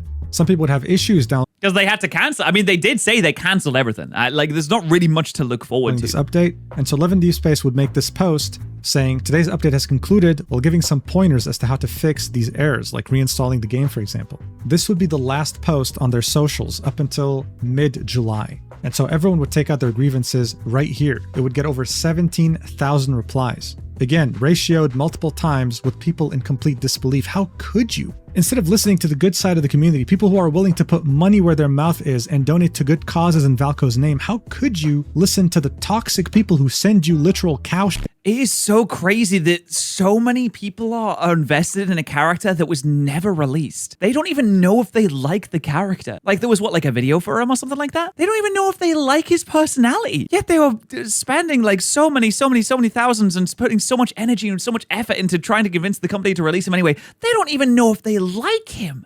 To your offices. The global players felt like someone had put a knife in their back. And what didn't help was that this update was extremely buggy. I mean, there are certain things in here that might No, that's kind of fire though. nightmares wouldn't even be able to conjure up. Like, what is this? Oh my god. What the fuck is this? Like, how does this even happen? Bro, what is this looks like a clip from Scarlet and I Violet. don't even know, like, what kind of code, how does this even occur? Dude, I swear to God, I'm gonna get this conspiracy theorist here. They did that on purpose. They did it on purpose. They were like, fuck it, you don't even get a game anymore. Here's my favorite glitch, personally. Like, what the fuck is that? This looks like a Sims clip. Anyway, the first thing that players did after not seeing Valko was go to the love interest character selection screen and see whether the whole coming soon text was still there. And to their extreme disappointment, it wasn't. It seemed like Paper Games was intent on the promise of no more new characters. This was the worst possible news for just about any player. The community was devastated. This was a character they were very excited for, that they couldn't wait to interact with, and he was gone as quickly as he had arrived to their lives. Today was supposed to be a launch day, so happy birthday, my love. How is this your love? You've never spoken to them before. I mean, okay. I guess like a fictional character. People get really invested in fictional characters, that's fine. But you don't even know what this one's like. He's just like he's just like a hot wolf guy, I guess. Lives. Slowly but surely, any remaining hope players had was being removed right Do any of the characters in this game have receding hairlines? If not, that's kind of fucked up. They should put a bald guy in the game. in front of them. Like, for example, the Valko channel in the 11 Deepspace official Discord server would be deleted after the update would go live. And after all this time, things were really starting to set in for many players. So we're just getting a stupid rerun of a banner instead of a new love interest, a new main story update, new cards, new myths, new poses, new interactions. This wasn't just about Valko. This was the biggest update of the year, and all of a sudden, it's not coming anymore. I mean, at this point, you're just like, all right, I guess I'm not playing the game anymore, And right? remember how people were now fearful of further censorship now that the game had attracted multiple government agencies? Well, that's exactly what No, they might get rid of the bondage outfits. happened. All the love interests had a certain theme of an outfit in which they had numerology on them, numbers that signified different meanings. Well, they were all censored, or just straight up removed. Look at this, for example. It said 95, now it says gibberish. This was no doubt done to avoid any other 731 issues, and that's simply what happens when you become an element of chaos in China. Many global players and even Chinese players warned these extremely toxic and loud fans in China that any censorship, any removal of something in-game will result in even more censorship. And that's exactly what was happening. What added more fuel to the fire was that some rumors would start spreading about the role that Valko would have played in the main story. Like the fact that he was the one. He's got 16 wolf cubs at home. He loves biting straws and even squishes the box on purpose. When he sleeps, he'll leave his ears and tail out for you to see, and you often pinch his tail. When he gets something new, he'll sniff it cautiously. Oh my god. Sorry, I don't even know if this is funny. It just like sounds kind of hilarious. Who fixed Caleb's arm, or that he's a friend to Zane. These dynamics between the characters in the story is exactly why people played Lev in Deepspace, and there they were. Even if you turn into a little bug, I'll still come find you. I could put you in a cup. Would you still love me if I was a worm? Having to watch it get He would still love it as if I was a worm. confiscated from them. And so people started drawing up comparisons to another game made by Patterrz Games called Infinity Nikki, which I made a video about around a year ago. Oh my god, wait, I remember that video actually. Hold on, didn't I watch that one? I can't remember exactly what happened in that, but I swear I watched that. Yeah, I did watch this one! Infinity Nikki's Cataclysmic Downfall. Damn, they are not... Wait, this is the one that was like the dress-up game, wasn't it? I'm pretty sure. I think that was the dress-up one. That game had sudden censorship one day, where its tutorial the level, fashion its game. actual lore was changed for no reason. It was retconned. And even though the community had boycotted the game for months and created a large movement around it, Patterrz Games didn't budge. That terrible tutorial level is still there today. And what was also interesting is that the update that removed the tutorial level came with a lot of bugs. So at this point, it almost seemed like it was a pattern for any game Patterrz Games had made. And it didn't really inspire optimism. This was really the worst case scenario, but bear in mind, not just for global players, for Chinese players too, even the toxic ones. This Chinese player here would make it very clear in a post they made on Weibo. They'd say that with this outcome, everyone loses. More importantly though, this game was a great outlet to promote overseas players' understanding of Chinese culture as well as Chinese success. Now, many of the players that were affected globally are not just vowing to boycotting Love in Deepspace, they're vowing to boycott any Chinese game. This player would go very hard on these toxic Chinese players, blaming them for halting the success of a Chinese company and therefore a Chinese cultural export, while also lamenting the fact that this game was pretty much ruined as well as its reputation in anything made in China. This also led many Love in Deepspace players to look forward to a competitor's release called Silent Whispers, another 3D high-quality otome game in which they hope to be treated better. This trailer right here was released 2 months ago, and all the top comments are just people being like, use this fumble from Love in Deepspace to rise, or goodbye Love in Deepspace, hello Silent Whisper, because this game would also be giving them something that they wanted for a long time, a PC client. I can't believe they didn't have a PC client for such a massive game. That just doesn't make any sense to me. Like, I mean, you might not make as much money off of it, but there's no reason to deny more players. It's not like it'd be hard to port over to PC because it's a mobile game already. It's not going to be difficult. It seemed like they were actually listening, unlike Patterrz Games.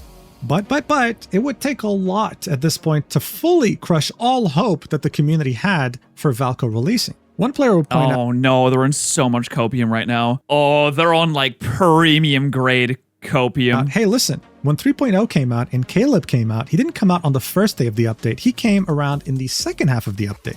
So in other words, hey, when the second half of this update comes out on July 17th, let's hope that we'll find Valko there waiting for us. Ooh, well, did it? What they'd end up finding instead, though, pure and utter disappointment. Yeah, I didn't think so. At this point, Love in Deepspace Chinese revenue was doing horrendously bad, worse than it's ever been.